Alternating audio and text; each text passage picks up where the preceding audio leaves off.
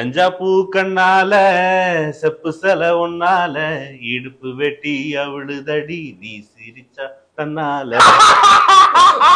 உண்மையான கண்டனங்கள், கருத்து சுதந்திரத்துக்கு எதிரான நடவடிக்கை இது. ஏற்கவே சுத்தமா முடியாது. என்ன பழனிசாமி நீயா பேசுற? அன்னைக்கே இந்த நாய் குலைக்கிறப்பயே 4 அடி அடிச்சு நாய் பிடிக்கிற வண்டியில பிடிச்சிட்டு இன்னைக்கு கோயம்புத்தூர் கூட்டு போன மாதிரி கூட்டு போயிருந்தா இந்த நாய் இவ்வளவு குலைச்சிருக்காது. மாட்டை கடிச்சு நீதிபதியை கடிக்கிறப்பையும் போலீஸ கடிக்கிறப்பையும் தான் இது சமூக குற்றமாக பார்க்கப்படுகிறது. ஆக்சுவலா சவுக்கு சங்கர் பலருக்கும் அறிமுகமாறதுக்கு முன்னாடியே ஒரு செய்தி இருக்கு. அவர் முதல்ல அவர் ஒரு மஞ்சள் பத்திரிகை நடத்திட்டு இருந்தாரு. அதுல முதலில் இவர் கைது செய்யப்படுவதற்கு இவர் மீது வழக்கு பதிவு செய்யப்பட்டதே சன் டிவி நெறியாளர் ஒருத்தங்களை 3 4 ரேஞ்சுக்கு மிக மோசமான அருவருப்பான வகையில கமாண்ட் எழுதி அந்த பத்திரிகையில கட்டுரை எழுதினார். என்ன வித்தியாசம்? எஸ்வி சேகர் சொன்னதுக்கு படுத்துதான் ப்ரமோஷன் வாங்குறாங்க பெண் பத்திரிகையாளர்கள் அப்படின்னு கேவலப்படுத்தினதுக்கும் இந்த ஆள் சொன்னதுக்கு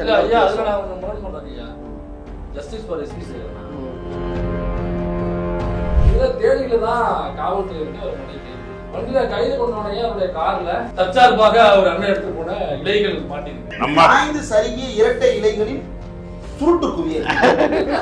எடப்பாடி என்ன நினைக்கிறாங்கன்னா, அதிமுகவிற்கு அரசு ஊழியர்களுடைய ஓட்டு எங்களுக்கு தேவையில்லை, போலீஸ் ஓட்டு எங்களுக்கு தேவையில்லை, எலெக்ஷன்ல எங்களுக்கு போலீஸினுடைய அனுசரணை எங்களுக்கு தேவையில்லை, முக்குளத்தோர் ஓட்டு எங்களுக்கு தேவையில்லை, முக்குளத்தோர்ல பெண்கள் இருக்காங்களா எந்த ஓட்டுமே எங்களுக்கு தேவையில்லை, எல்லாம் எங்களுக்கு சவுக்கே போதும், அவரே எங்களுக்கு நல்ல ஒரு ஹாப்பி எண்டிங் தராப்ல. எடப்பாடி பழனிசாமி பர்சனல் ட்வீட் ஐடியில் சிஎம்ஓ தமிழ்நாடு அதை ட்வீட் போட்டு ஒரு கவிதை சொல்லட்டா, பிஜேபி மாட்டு மூத்திரத்தை குடிக்கிறது, ஏடிஎம்கே பாஜக மூத்திரத்தை குடிக்கிறது.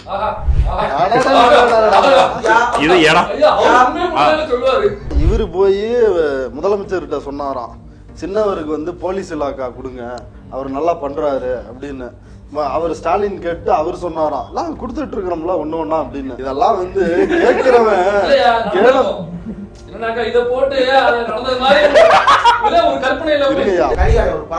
பழமொழி கேட்கிறவன் கேனப்பயலா இருந்தா கடப்பாறை காத்துல பறந்து எஸ்டிடி பூத்துல சொருவோம். ஒரே நேரத்துல நாம் தமிழர் கட்சியினர் சின்னம் போனதுக்கு சீமான் தான் காரணம் அப்படின்னு சவுக்கு அட்டாக் பண்றாப்ல. அப்ப நாம் தமிழர் கட்சியினர் அவருக்கு எதிராக ரியாக்ட் பண்றாப்ல. ஆனா அதே நேரத்தில் கூட தன்னுடைய வயிறு காலியாயிர விடக்கூடாது, வியூஸ் குறைஞ்சிடக்கூடாதுன்றதுனால அதே பேரலா சவுக்க வச்சு எடுத்துக்கிட்டே தான் இருக்கிறாரு. நீ நடுநிலையாளர்னா அப்ப நாளைக்கு யாரு எங்க போய் நிப்ப? நீ இப்ப போய் நிக்கிறீல்ல, தேனிக்கு போய் தேடி போறீல்ல. உனக்கு சென்னையில கிடைக்கலன்னு தேனிக்கு போக தெரிஞ்சிருச்சு. அதே மாதிரி உனக்கு தேவையானது இங்க கிடைக்கலன்னா நீ வேற எங்க தேடி போவன்ற சந்தேகத்துல தான் கேள்வி கேட்கிறோம். புரிஞ்சா பதில் சொல்லு.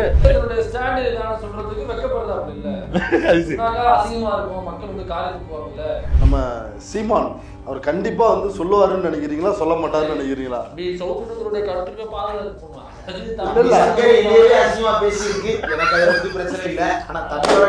அந்த கருத்தையும் பாதுகாக்கணும். ஆமா, தம்பியுடைய அந்த உரிமையை பாதுகாக்கணும். அது தற்சார்பா தம்பி நினைக்கிறாங்க, இங்க அரசாங்கத்தினுடைய கடைக்கு போகாம அவர் தற்சார்பா அவரு இயற்கையா செஞ்சு அவர் ஒரு தமிழ் புரோக்கர்களுடைய அடிப்படை விதியே அதாங்க. அவங்க எல்லா வேலையும் பண்ணுவாங்க. ஆனா தங்களை பற்றி இந்த உலகத்திற்கு அவங்க சொல்ற விஷயம் என்னன்னா, நான் ரொம்ப ரொம்ப யோக்கியமானவன், ₹1 கூட யார்கிட்டையும் வாங்க மாட்டேன், யாருக்கும் அடிப்பணிய மாட்டேன், நீயே சொல்ல மாட்டேன்னு இந்த பக்கம் சொல்லிட்டு இருப்பான். அங்க போய் ஜி ஸ்கொயர்ல ஐயா மன்னிச்சிருக்கேன், நான் தப்பான தகவலை வெளியிட்டேன் அப்படின்னு மன்னிப்பு கடிதம் எழுதுவான். மன்னிப்பு கடிதம் எழுதிட்டு திரும்ப ரெட் பிக்ஸ்ல ஒரு பேட்டி எடுப்பாங்க. அடுத்து இவன் தான் சுவாதியை வெட்டலாம், அந்த வீடியோவே இருக்குது, நாங்க என் கண்ணால பார்த்தேன் அப்படின்னு புழுகணும். அதுக்கு பிறகுதான் ரயில்வே ஸ்டேஷன்ல சிசிடிவி வைக்கிற மெத்தடே வந்துச்சு. கீழே விழுந்து அந்த ஸ்ரீமதியை தூக்கிட்டு போன வீடியோவை உங்களால காட்ட முடியுது. மேல இருந்து கீழே குதிச்ச வீடியோவை காட்டினா முடிஞ்சிருக்குமா, முடிஞ்சிருக்காதா? ஏன் அந்த வீடியோ காட்டல? நீ எப்படி அந்த பொண்ணுக்கு லவ் அஃபேர் இருக்குது அப்படின்னு நீ எப்படி பேசலாம்? ஒரு பக்கம் ஜி ஸ்கொயருக்கு மன்னிப்பு கேட்கிறாப்ல, ஸ்ரீமதி மேட்ரு, ராம்குமார், இப்படி எல்லா மேட்டர்லயும் வாயை திறந்தாலே வண்டியா பொய் சொல்ற ஒரு நபர் குறித்து பொய்யே சொல்ல மாட்டாரு, காசே வாங்க மாட்டாரு, கழுத்து வரைக்கும் கடன்றாப்ல ஸ்ரீமதி சக்தி ஸ்கூல் ஓனருக்கு. அப்படி ஒரு நபர் காசே வாங்க மாட்டாரு, பொய்யே சொல்ல மாட்டாரு அப்படின்னு மேடையில ஏறி சொல்றது அது என்ன சர்வத்தையும் உதிர்த்துட்டாரு அப்படியா? இல்ல அது எப்படி, அதுக்கு என்ன விலை? நீங்க சொல்றீங்க ரைட்டு. ஆனா ஃபெலிக்ஸ் என்ன போஸ்ட் போட்டிருக்காருன்னா, வெவ்வேறு இடங்களில் இருந்து துரோகிகள் எங்கள் புதியில் குத்துகிறார்கள். அப்படி என்றால் ஒரு மிகப்பெரிய அணி இதன் பின் இருக்கிறது. எத்தனை துரோகிகளை உருவாக்கி? துரோகி உண்மையிலே துரோகி அவர் ஃபெலிக்ஸ் தான் துரோகி. ஃபேஸ்புக்ல பதிவு எழுதுவாரு, என்னன்னா நீ எனக்கு ஒரு பீனட் மாதிரி உன்னை காணாம அடிச்சிருவேன் அப்படின்னு. என்ன பண்ணுவீங்க? பண்ணுங்க, காணாம அடிங்க. நீங்க தான் சவுக்க கூட வச்சிருக்கிறீங்க. சவுக்குக்கு மேல வந்து 3 எழுத்து டிஜிபி இருக்கிறாரு. என்ன பண்ணிடுவீங்க? என்ன தலையை எடுத்துருவீங்களா? டேக் லெஃப்ட் பார்வையாளர்களுக்கு வணக்கம். சவுக்கு சங்கரை கொல்ல சதி, சவுக்கு சங்கரை முடக்க சதி, சவுக்குக்கு எதிராக ஒட்டுமொத்த தமிழ்நாடு அரசும் இயங்கி கொண்டு இருக்கிறது. சவுக்கு கட்சி ஆரம்பிக்க போறாரு, அதை பார்த்து திமுக பயந்துருச்சு. சவுக்கு ஒரு போராளி, அவருக்கு எதிராக திமுக சதி செய்கிறது. இப்படியான பல்வேறு விஷயங்கள் ஊடகங்களில் உலா வருகிறது. பத்திரிகையாளர்கள் என்ற பெயரில் உலா வரும் புரோக்கர்கள் கண்டனங்களை வெளிப்படுத்த தொடங்கியுள்ளனர். இந்த சூழலில் இது குறித்து பேச நண்பர்கள் எல்லாரும் கூடியிருக்கிறோம். அதுக்கு முன்னாடி ஒரே ஒரு சின்ன ரிக்வஸ்ட்டு மகிழன்ட்ட. ஐயா, நீங்கள் பேட்டி எடுக்கிறேன்னு வந்து என்ன அரண்சை கூப்பிட்டீங்க. 1 மணி நேரம் பேட்டி, அதில் 55 நிமிஷமும் நீங்களே தான் பேசியிருக்கீங்க. தயவு செஞ்சு வேணாம், இந்த முறையாவது ஒரு 10 நிமிஷம் கூடுதலாக எனக்கு ஒரு வாய்ப்பு. வந்திருக்கேன். டேக் லெஃப்ட்ல 1.25 மணி நேரம் பேசுவோம். 1 மணி நேரம் 40 நிமிஷம் அவர் தான் பேசுவாரு. மீதி 5 நிமிஷம் இன்ட்ரோ என்று கொடுப்போம். ஆக டேக் லெஃப்ட் சேனலுக்காக இன்று வருகை தந்திருக்கக்கூடிய கரிகாலன் தோழர் அவர்களுக்கு மிகப்பெரிய நன்றியும் வாழ்த்துக்களும். வருக வருகன்னு வரவேற்கிறோம். போதுங்க ஐயா. கமாண்ட்ல நிறைய பேரு கரிகாலன் எங்கன்னு கேட்டீங்க. போலாங்க. அதுவும் ஒரு முக்கியமான ஜாம்பவான் குறித்தான உரையாடலுக்கு நீங்க வந்திருக்கீங்கன்றப்ப கூடுதல் முக்கியத்துவம் இந்த நேர்காணல். பிரசாந்தா இது வேற டாப்பு. ஆமா, என்ன பஞ்சாயத்து என்ன நடந்துட்டு இருக்கு? ஒரு கண்டனம் தெரிவிக்கணும் நம்ம எல்லாருமா சேர்ந்து. கருத்து சுதந்திரம் வந்து வன்மையான கண்டனங்கள். கருத்து சுதந்திரத்துக்கு எதிரான நடவடிக்கை இது வந்து ஏற்கவே சுத்தமா முடியாது. என்ன பழனிசாமி நீயா பேசுற? இல்ல என்னன்னா, இவ்வளவு நாள் வரைக்கும் பொதுமக்களை, போராடுறவங்களை எல்லாரையும் இருந்தாலும் ஸ்ரீமதி, ஸ்டெர்லைட்டு, ராம்குமார், ஆத்தூர்ல இடி ரைடு விட்ட தலித் விவசாயிகள் எல்லாரையும் கேவலப்படுத்தணும். ஏன் சாவித்திரி கண்ணனை கூட மெதிங்க. அன்னைக்கெல்லாம் நடவடிக்கை எடுக்காம, அன்னைக்கும் புகார் வந்து இந்த ஆள் மேல கொடுத்தப்ப நடவடிக்கை எடுக்காம, இன்னைக்கு தாமதமா, அன்னைக்கே வந்து இந்த நாய் குலைக்கிறப்பயே 4 அடி அடிச்சு நாய் பிடிக்கிற வண்டியில பிடிச்சிட்டு இன்னைக்கு கோயம்புத்தூர் கூட்டு போன மாதிரி கூட்டு போயிருந்தா இந்த நாய் இவ்வளவு குலைச்சிருக்காது. இப்ப அது என்னன்னா, ஆட்டை கடிச்சு மாட்டை கடிச்சு நீதிபதியை கடிக்கிறப்பையும் போலீஸை கடிக்கிறப்பையும் தான் இது சமூக குற்றமாக பார்க்கப்படுகிறது. ஆனால் பொதுமக்களுக்கோ செயல்பாட்டாளர்களையோ அந்த நாய் கடிக்கும் பொழுது அது வந்து யாருக்குமே வலியை ஏற்படுத்தலை. குறிப்பாக அரசு நிர்வாகத்திற்கு அது வலியை ஏற்படுத்தலை. அப்படின்ற காரணத்தினால் நான் கடுமையான கண்டனங்களை தெரிவித்துக் கொள்கிறேன். ஆமா, சரி, அவரு சென்னை தானே அவருடைய அலுவலகம். தேனியில் வைத்து கைது செய்யப்பட்டிருக்கிறார் அப்படிங்கிற செய்தி, கோயம்புத்தூர் அழைத்து செல்லப்படுகிறார் அப்படிங்கிற செய்தி எல்லாம் வருது. என்ன என்ன என்ன ஆக்சுவலா நடக்குது? இப்ப அது வந்து பாடலாவே பிரசன்ட் பண்ணுவாங்க. ஆமா ஐயா, நீங்க வந்து பாடல பிரசன்ட் பண்ணீங்க. சீரியஸா சொல்றீங்க? பாட்டு வேணாம். ஏங்க பாடு ஆப்ல பாடுனீங்க. என்ன பாட்டு? கஞ்சாப்பூவா? கஞ்சாப்பூ கண்ணால செப்பு செல ஒன்னால இடுப்பு வெட்டி அவளுதடி நீ சிரிச்சா தன்னால. இந்த சிரிப்பு ஞாபகம் இருக்கா? அந்த சிரிப்புலதான் இதுல 2 விஷயமே ஒண்ணு. கஞ்சாப்பூ கண்ணால செப்பு செல தன்னால, தன்னால பிறகு பாத்துக்கலாம். கஞ்சாப்பூ கண்ணால அதுக்கு வருவோம். அதான் சிரிப்பு தன்னால, கஞ்சா போட்டா சிரிப்பு தன்னால வரும். அன்னைக்கு போன யார் பார்க்க போன? கூட்டம் வச்சான். அதான் போன உள்ள புக்கு கொடுத்தால, யார் கொடுத்தது? அவன் தான் கொடுத்தான். பாக்கணும். இது எல்லாம் இதை போட்டுதான் பேசியிருக்கான். இது நீங்க பேசுற இந்த டாக்டர் படத்துல ஒருத்தர் வந்து அந்த லேடி பேசுறாருல, அதே மாதிரி அவரோட அததான் மிமிகிரி பண்ணி வந்தீங்க. கைது வந்து ஏன் தெருவில் நடந்துச்சுன்னா, நான் விசாரிச்ச வரைக்கும் தகவல், இவரு போலீஸ் பெண் காவலர்களை பத்தி ரொம்ப தரக்குறைவா ரொம்ப ஆபாசமா பேசிட்டாப்ல. அதாவது அங்க உள்ள ஏடிஜிபிகளை, உயர் அதிகாரிகளை வந்து பெண் காவலர்கள், குறிப்பா எஸ்ஐ போன்ற பெண் காவலர்கள் அவங்க அட்ஜஸ்ட் பண்ணணும். பண்ணாக்கா பதவியில வந்து உயர் பதவிக்காக அட்ஜஸ்ட் பண்ணிக்கிறாங்க அப்படின்னு ஒரு பேசுறாப்புல.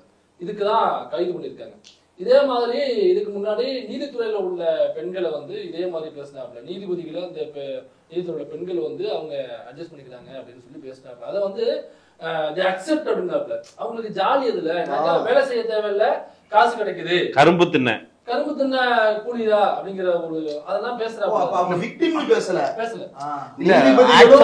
உடலுறவுக்கு பயன்படுத்திக்கிறாங்க. இவங்களும் சுகத்துக்காகவும் காசுக்காகவும் அதிகாரம் தங்களுக்கு அடுத்த போஸ்டிங் வேணும்ன்றதுக்காகவும் ரொம்ப ஆபாசமா பேசுறதுதான் இதுக்கு முன்னாடி அவரை பிடிச்சி உள்ள. ஆக்சுவலா சவுக்கு சங்கர் பலருக்கும் அறிமுகமாறதுக்கு முன்னாடியே ஒரு செய்தி இருக்கு. அவர் வந்து முதல்ல அவர் ஒரு மஞ்சள் பத்திரிகை நடத்திட்டு இருந்தாரு. சவுக்குன்னு ஒரு பத்திரிகை நடத்தினாரு. அந்த பத்திரிகை தான் இப்ப யூடியூப் மீடியமா வளர்ந்துருக்கு. அதுல வந்து முதலில் இவர் கைது செய்யப்படுவதற்கு இவர் மீது வழக்கு பதிவு செய்யப்பட்டதே சன் டிவி நெறியாளர் ஒருத்தங்களை 3 4 ரேஞ்சுக்கு மிக மோசமான அருவருப்பான வகையில கமாண்ட் எழுதி அந்த பத்திரிகையில கற்று எழுதினார். அந்த அதுக்கு முன்னாடி சவுக்கு எங்க வேலை செஞ்சுட்டு இருந்தாப்லன்னா, சவுக்கு அப்படின்னு அந்த அடைமொழி வர்றதுக்கு முன்னாடி வந்து காமவெறி வெப்சைட்டுகள் இருக்குது இல்ல, ரொம்ப அப்படியே அதுல எழுதிட்டு இருந்து பிளாட்ஃபார்முக்கு பூரா இவன் தான் எழுதியிருக்கான் அப்படிங்கிறது நமக்கு தெரியும். அப்போ எனக்கு வயது 21 இருக்கு. இல்ல சாதாரண மனநிலையில ஒருத்தன் எழுத முடியாது. பயங்கரமான ஒரு இதுல டிராவல் பண்ணும்போது அது எழுத முடியும். குற்றவாளி இந்த மாதிரியான பெண்கள் குறித்து அருவருப்பான உடல் மொழியில பேசுவதும் அருவருப்பான குரூரமான எண்ணம் கொண்டு எழுதுறதுலயும் தொடர்ச்சியா கைது இருந்த ஒரு நபர் இந்த நபர். அதனால அவருடைய எழுத்துக்களும் சரி பேச்சுக்களும் சரி பெண்களை அபியூஸ் பண்றது ரொம்ப இயல்பா இருக்கும். நீங்க அவரு அரசியல் விமர்சனம் பண்ணும்போது கூட ஒரு ஆண் அரசியல்வாதி குறித்து பேசும்போதும் பெண் அரசியல்வாதி குறித்து பேசும்போதும் இருக்கக்கூடிய உடல் மொழி வித்தியாசத்தை பார்க்கும் போதே அது இயல்பாவே அவர்கிட்ட இருக்கு அப்படிங்கறத புரிஞ்சுக்க முடியுது. அப்படி இது இந்த பெண்கள் இப்ப பெண் காவலர் குறித்து பேசுனதுங்கிறது சர்ச்சையாயிருச்சு. ரைட், இது வந்து பெரிய கேஸா மாறப்போகுது அப்படிங்கிறது அவருக்கு தெரிஞ்சிருச்சு. ஏன்னா பல சங்கங்கள்ல இருந்து மாதர் சங்கத்துல இருந்து நிறைய சங்கங்கள்ல இருந்து பெமினிஸ்டா இயங்கக்கூடியவங்க எல்லாமே இதை புகாரா கொடுக்க போறோம், ஆர்ப்பாட்டம் போராட்டம் அறிவிக்க போறோம் அப்படின்னு சொன்னோடனே பெருசா மாறப்போகுது, நம்மளை தூக்க போறாங்க, இதுல கைது பண்ண போறாங்க அப்படிங்கிறது அவருக்கு ஏதோ செய்தி வீக்கா இருக்கலாம். இவர் நான் தகவல் விசாரிச்ச வரைக்கும் என்னன்னாக்கா இவரு கார் எடுத்துட்டு கிளம்பிட்டாப்ல, இங்க இருந்தாக்கா கைது பண்ணிடுவாங்க அப்படின்னு சொல்லிட்டு கார் எடுத்துட்டு கிளம்பி. ஆமா, ஒரு 2 நாள் தலைமறைவுன்னு செய்திகள். எக்ஸாக்ட்டா ஒரு தலைமறைவு. அப்படி சேனல்ல வீடியோ எல்லாம் போடலையா? தனியா ஒரு தலைமறைவு சேனல்ல வீடியோ போடலையா? போடல. தமிழ்நாடு அரசியல் என்ன ஆகுறது? ஏன் 2 நாளா போடணும்னா தமிழ்நாடு அரசியலை மாத்தணும்ல. அது அவங்க எழுதுறாங்கல்ல. கார்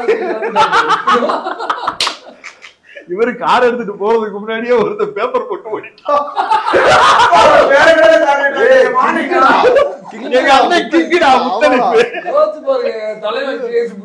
அப்படியே கத்தி ஒவ்வொன்னா நவுந்து வர்றப்ப ஊடக்கப்படியை முடித்துக் கொள்கிறேன், வணக்கம் ஊடக்கப்படி. ஆமா, அப்படியே கிளம்பிட்டாரு. அந்தாண்ட யூடியூபின் ஒத்துழைப்பு போனதுக்கு ஒரு அருமையான காரணத்தை வந்து யூடியூப் ரூட்டர்ஸ்ல சொல்லி இருந்தாரு. அவரு மனைவியே வந்து காரி துப்பிட்டாங்களாம். துப்புனதோட மட்டும் இல்லாம சோத்துல உப்ப போட்டாங்களாம். அதனாலதான் தவறுதலா ஒரு உப்புக்கல் விழுந்துருச்சு. பெண்களை வந்து காவலர் படையணியில சேர்க்கறது அப்படிங்கிறது ஒரு நீண்ட நாள் கோரிக்கையா இருந்து அதுக்கு பிறகுதான் நடந்திருக்குது. ஒரு பின்தங்கிய நிலையில் இப்போ வந்து பட்டியல் சாதியை சேர்ந்தவர்கள் அவங்க வந்து காவல்துறை நிரம்ப பணிகள்ல இல்லை அப்படின்னு சொன்னா அவங்க அதுல சேரும்போது அவங்களுக்கு கூடுதலா ஒரு பலம் கிடைக்கும், ஒரு மாரலா அந்த ரெப்ரசன்டேஷன் கிடைக்கும். பெண்கள் வரும்பொழுதும் அதே மாதிரி ரெப்ரசன்டேஷன் கிடைக்கும். இன்னொன்று இந்த காவல் நிலையமே நம்ம போய் பங்கெடுக்கலாம், நம்முடைய புகார்களை சொல்லலாம் நம்பி இன்னைக்கும் மகளிர் தொடர்பாக பிரத்யேகமான காவல் நிலையங்கள்லாம் அமைக்கப்பட்டது நமக்கு தமிழ்நாட்டில் ஒரு நீண்ட லெகசி இருக்கு. இப்போ அந்த பெண்கள் தொடர்பாக இப்போ யூடியூப் சேனல்ஸ்லேயே சமீபத்தில் அந்த லட்சுமி ராமகிருஷ்ணன் கூட வச்சுலாம் ஒரு IPS ஆஃபீஸர் உட்காந்து பெரியார் தொடர்பாக ரொம்ப வியந்து நான் அந்த காவலர் பணிக்கு வர்றதுக்குலாம் பெரியார் காரணம், அல்லது எங்கள் வீடுகளில் இருக்கிற இந்த தமிழ்நாட்டில் இருக்க சமூக நீதி போன்ற அரசியல் காரணமாக மெல்ல மெல்ல நாங்கள் வெளியே படிக்க வர்றது மாதிரியே காவலர்களாக வர்றோம்னு சொல்கிறாங்க. ஆனால் இவர்கள் காவலர்களாக வர்றதும் பதவி உயர்வு பெறுவதும் இந்த காரணம் இல்லை, இந்த அரசியல் காரணம் இல்லை, வேற காரணம் இருக்குதுன்னு சொல்றது வந்து ரொம்ப ரொம்ப முக்கியமானது. எப்படி அந்த கக்கூஸ் நிரம்பி வழின்னு தினமலர் எழுதுறதுல அதுவும் இது கிட்டத்தட்ட ஒண்ணுதான். இது வந்து வெறும் பெண்களை இழிவாக பேசிவிட்டார் அப்படிங்கிறதோட மட்டும் இல்லை, இது பொதுவாக தமிழ்நாட்டில் இருக்க அரசியல் தொடர்பாக ஒரு கேவலமான எண்ணம் இருந்தால் மட்டும்தான் இப்படி பேச முடியும். ஆமா, இல்ல என்ன வித்தியாசம் SV சேகர் சொன்னதுக்கு படுத்துதான் ப்ரமோஷன் வாங்குறாங்க பெண் பத்திரிகையாளர்கள் அப்படின்னு கேவலப்படுத்தினதுக்கும் இந்த ஆள் சொன்னதுக்கு என்ன வித்தியாசம்? முரண்படுறாங்க ஐயா. ஜஸ்டிஸ் ஃபார் SV சேகர் தான். நான் SV சேகர் பக்கம் நிக்கிறேன். SV சேகர் வந்து அதை அவர் டைப் பண்ணல, அந்த மெசேஜை போஸ்ட் பண்ணும்போது ஜஸ்ட் ரீட்வீட் ஆர் ஷேர் தான் பண்ணாரு, அவர் டெக்ஸ்ட் பண்ணல. அதுக்கே வந்து நீதிமன்றம் வரைக்கும் போகும்போது நீதிமன்றத்துல போயிட்டு நான் கண்ணு மருந்து விட்டுருந்தேன் விடுங்கன்னு சொன்னாப்புல விட முடியாதுன்ட்டாங்க. செவுல ஒண்ணா விடுவோம், இது விட முடியாது. ஏன்னா பெண்கள் குறித்து ஆபாசமான போது எப்படி பண்ண முடியும்? சரி அப்படின்னாக்கா உங்க வீட்டு பேர் நினைச்சு மன்னிச்சிருங்க, நிபந்தனையற்ற மன்னிப்பு கேட்கிறேன் அப்படின்னு கடைசி ஆயுதத்தையும் கையில் எடுத்து வஜ்ராயத்தையும் கையில் எடுத்தாப்புல அவங்க அதெல்லாம் முடியாது, தண்டனை கொடுத்து நீதிமன்றம் தண்டனை கொடுத்துச்சு. குற்றவாளி என்று தண்டனை கொடுத்துருக்கு. இவங்க மேல போய் தண்டனை நிறுத்தி வச்சிருக்காங்களே தவிர குற்றவாளி இல்லைன்னு எங்கேயும் திருப்பு வரல. அப்ப ஜஸ்ட் ஷேர் பண்றாரு அல்லது ரீட்வீட் பண்றாரு, அவருக்கே தண்டனை கொடுத்துருக்காங்க. அப்படிங்கும் பொழுது உட்காந்து நீ நேரடியா வாக்கு மூலமா பேசுற, வாய் மூலமா வாக்கு மூலமா நீ பேசுற, அந்த ஆப்போசிட்ல உட்காந்துருக்க அந்த தோழரும் வந்து ஆமோதிச்சு ரிசீவ் பண்ணி இப்ப எடிட் பண்ணும்போது ஒருவேளை ஒரு கெஸ்ட் வர்றாங்க பேட்டி கொடுக்க பேசும்பொழுது எனக்கா நம்ம தான் எல்லாத்துக்குமே பொறுப்பு. முன்னாடி வேணா பொறுப்பு தரப்பு போடலாம், ஆனா வர்ற கெஸ்ட்டுக்கும் நாம தான் பொறுப்பு. பேசும்பொழுது நம்ம இன்கேஸ் டவுட் இருந்துச்சுனாக்கா போன் பண்ணி கேட்போம், ஐயா இந்த மாதிரி இருக்கு, இந்த இடம் சர்ச்சை ஆகும்னு தோணுது, வந்தாக்கா உங்க மேல அக்யூஸ் ஆகும், அதனால அதை நான் எடுத்துட்டுமா அப்படின்னு சொல்லி கேட்போம். இல்ல நான் தெரிஞ்சுதான் பேசுனேன் அதை வைங்க அப்படின்னு சொன்னாக்கா வைக்கலாம் நம்ம. ஆனா ஒண்ணு ரெண்டு தான் பரவாயில்ல, தொடர்ந்து எல்லாமே பாத்தீங்கன்னாக்கா அந்த குறிப்பிட்ட தோழர்கிட்ட உட்காந்து பேசினதுதான். பெண் நீதிபதி ஃபெலிக்ஸ் கிட்ட தானே பேசுறாரு, நீதிபதிகள் குறித்தும் ஓய பெண்களா அங்கதான், இதுவும் அங்கதான், முக்குளத்தோர்கள் குறித்து இழிவா பேசணும்னா அவர்கிட்ட அங்கதான். ரொம்ப ஒருமை இல்லை. இப்ப உதயநிதி ஸ்டாலின் உனக்கு பிடிக்குது பிடிக்கல வேற, அவரு அமைச்சர், ஸ்டாலின் முதலமைச்சர், அந்த மரியாதை உண்டு இல்ல. ரெண்டு பேரையுமே அவன் இவன்னு திட்டிகிட்டே இருக்கான். வந்து அந்த நெறியாளர் வந்து எதுவும் அப்ஜெக்டே பண்ணல. சார் நீங்க மரியாதையா பேசுங்க, இப்படி தனி ஒருமையில இப்படி பேசலாமா அப்படின்னு ஒரு குறைந்தபட்ச அந்த கேள்விகள் கூட எதுவுமே எழுதப்படல. நேர்மையான ஊடகங்கள் இல்ல அப்படிலாம் அந்த நேர்மையை சவுக்கிட்ட மட்டும் அடமானம் வச்சிடலாம். ஏன்னா அந்த சேனல்ல ஓடுற லட்சக்கணக்கான வியூஸ் சவுக்கு வீடியோவுக்கு மட்டும் தான் போகும், வேற எதுக்கு போகாது. எதையாவது சொல்ல போய் தோழர் இதை பத்தி பேசாதீங்க தோழர் அப்படின்னு சொல்ல போய் அது பாட்டுக்கு அந்த சேனலுக்கு வர வேண்டிய வியூஸ் அடிவாகிருச்சுன்னா வேற என்ன பண்றது? எடப்பாடி தேர்தல் முடிஞ்ச உடனே விளம்பரம் தரமாட்டேன்ட்டாரு, ஒற்றை விரலால் ஓங்கி அடிப்போம். ஜனநாயக பாடம் வேற எல்லாருக்கும், ஊடகத்துக்கு நடுநிலை பாடம் வேற எல்லாருக்கும். யார்கிட்டையும் நம்ம காசு கொடுத்து விளம்பரம் வாங்க கூடாது. தமிழ் பிள்ளை நீங்க வந்து யாரு மான தமிழ் பிள்ளை? யாரு கேட்டாரு? சரத்குமார். இல்ல இதுல இன்னொரு பார்ட் இருக்குது. இந்த 4-5 நாளா சவுக்கோட எல்லா பேட்டையும் வந்து பாத்துருந்தேன் அந்த ஒரு தலைமுறை ஆகிறதுக்கு முன்னாடி. அதுல எல்லாத்துலயுமே நார்மலா இருக்கீங்களா? அது தலைமுறை இல்ல புகைமுறை.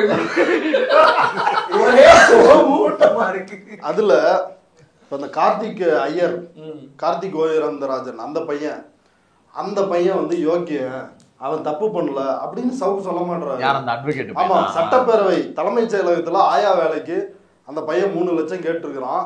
ஆனா 1 லட்சம் தான் வாங்கியிருக்கிறான். 1 லட்சத்துக்குலாம் யாராவது கைது பண்ணுவாங்க? அப்ப ஏமாற்றப்பட்டது கார்த்திக் தான். 3 லட்சம் ரூபாய் கேட்டு 1 லட்சம் ரூபாய் கொடுத்திருக்காங்க. கார்த்திக் தானே ஏமாற்ற. அதுக்கு ஒரு பொதுநல வழக்கு போட்டு சவுக்கு இத உட்கார்ந்து பேசுறான். அடுத்து அந்த கிருஷ்ணகிரியில அந்த வேல்முருகன் அவன் போய் வண்டியை இடிச்சிருக்கிறான், அது அஃபென்ஸ். அடுத்து வந்து இந்த ஸ்டாலின் அவரு வந்து இப்ப ஏதோ அந்த சில்மிசம் பண்ணிருக்கிறாப்ல, அவரு நேர்மையானவர்னா ஏன் தப்பிச்சு ஓடணும் பதுங்கணும் அப்படின்னு நம்ம கேட்கல, அந்த பிரதீப் வந்து கேக்குறான். அவங்க கூடவே இருக்கு வாய்ஸ் ஆஃப் சவுக்கு பிரதீப். அவன் வந்து கேக்குறான், எகிரி எகிரி அடிக்கிறான், உட்கார வச்சு கொட்டான். சவுக்கு எங்கன்னு போலீஸ் பூரா தேடிக்கிட்டு இருக்கு. பிரதீப்புக்கு கீழே முட்டி போட்டு உட்கார்ந்து இருக்காரு சவுக்கு, மண்டி மண்டி கொட்டிக்கிட்டு. இந்த பிரதீப் அவன் இதுக்கு முன்னாடி அவன் மேல ஏதாவது குற்றச்சாட்டு இருந்திருக்கலாம், ஆனா மனம் திருந்தி என்னோட வந்து சமூக பணியில ஈடுபட்டு. அது எதுக்கு சொன்னதுன்னா அவன் பிஜேபியோட நிக்கிறான்னு போட்டோ எடுத்து போட்டதுனால அவன் பிஜேபியில இருந்து டிஃபெண்ட் பண்றதுக்காண்டி இந்த ஸ்டேட்மென்ட் சொன்னாரு. அடுத்து ஜெயிலுக்கு போயிட்டு வர்றான். ஜெயிலுக்கு போயிட்டு வந்த உடனே எப்படியாவது சவுக்கு பேரை சொல்லணும்னு இந்த தம்பியை வந்து உழுக்குனாங்க. ஆனாலும் இவரு ஒரு போராளி சொல்லல அப்படின்னு சொன்னான். ஒரு பச்சை பையன் எடப்பாடியே குழந்தை ஆயிட்டாருங்க. 13 பேரை சுட்டு கொண்ட எடப்பாடியே குழந்தைட்டாச்சு. இவனை சொன்னா ஏத்துக்க மாட்டதா அந்த சமூகம்? அந்த பிரதீப் குறித்து சவுக்கு என்ன சொல்றாப்லன்னா, அவன் ஜெயிலுக்கு போயிட்டு வந்த உடனே சரியில்லை சார், அவன் பிஜேபி KR வெங்கடேஷ் அவரோட சேர்ந்து வந்து ரவுடிசம் பண்ண ஆரம்பிச்சு. அதே அந்த பையன் பிரதீப் வந்து முன்னாடி பிஜேபியோட லிங்க் இருக்குதுன்னு விமர்சனங்கள் வந்த உடனே ஆமா பிஜேபியோட இருந்தான், மனம் தெரிஞ்சு வந்து நான் வென்றெடுத்து கூட்டு வந்தேன். ஒரு பெரிய மார்க்சிய புரட்சியாளரு ஒரு தோழரை வென்றெடுத்து கூட்டியாச்சு புரட்சிக்கு தயார். எப்படிப்பட்ட புரட்சி? இப்படிப்பட்ட பிரதீப் வந்து துரத்தி விட்டுட்டேன் அப்படின்னு இவன் சொல்றான். சரி அப்படியே அந்த பக்கம் வந்து பேசு தமிழா பேசு, அவருக்கு ஒரு வெஞ்சன்ஸ். அவரு பார்த்தா பிரதீப் வந்து பேட்டி எடுத்து வச்சிருக்காங்க. அதுல பிரதீப் வந்து சொல்றான், ஆமா உண்மைதான், ஜெயிலுக்கு போயிட்டு வந்தேன், வந்து ஒரு யூடியூப் சேனல் ஆரம்பிச்சேன், அதுல பல விஷயங்கள் பேச ஆரம்பிச்சேன், அது சவுக்குக்கு வந்து பிடிக்கல. ஒண்ணு. அடுத்த காரணம் வந்து சொல்றான், கரூர்ல ஒரு ஏடிஎம்கே கார மணல் குவாரி இப்படி கொள்ளை அடிச்சுட்டான், ஒரு 8 கோடிக்கு ஊழல், இத நான் பத்தி ஒரு ட்வீட் போட்டேன், ஆதார் டாக்குமெண்ட்ஸ் படிச்சு பார்த்து ஆதார் இருந்துச்சு. அத ஒரு விஷயம் மட்டும், டாக்குமெண்ட்ஸ் படிச்சு பார்த்தேன். அப்ப டாக்குமெண்ட் படிச்சு. ஐயா நீங்க பேட்டி எடுக்கிறேன்னு வந்து என்ன அரண்சை கூப்பிட்டீங்க, 1 மணி நேரம் பேட்டி, அதுல 55 நிமிஷமும் நீங்களே தான் பேசிடுறீங்க. தயவு செஞ்சு வேணாம் ஐயா. ஒரே சரிங்கய்யா இருங்கய்யா. அதான் இப்படி வந்து கரூர்ல ஒரு அதிமுக பிரமுகர் மணல் குவாரி இந்த மாதிரி இயற்கை வளங்களை சூறையாடி ஒரு 8 கோடி ஊழல் பண்ணிருக்கிறாரு, அந்த டாக்குமெண்ட்டை வாங்கி படிச்சு பார்த்தேன், அந்த ஊழல் வந்து கன்ஃபார்ம் தான், அதை ஒரு ட்வீட்டா போட்டேன், அந்த ட்வீட்டை நீக்குன்னாரு.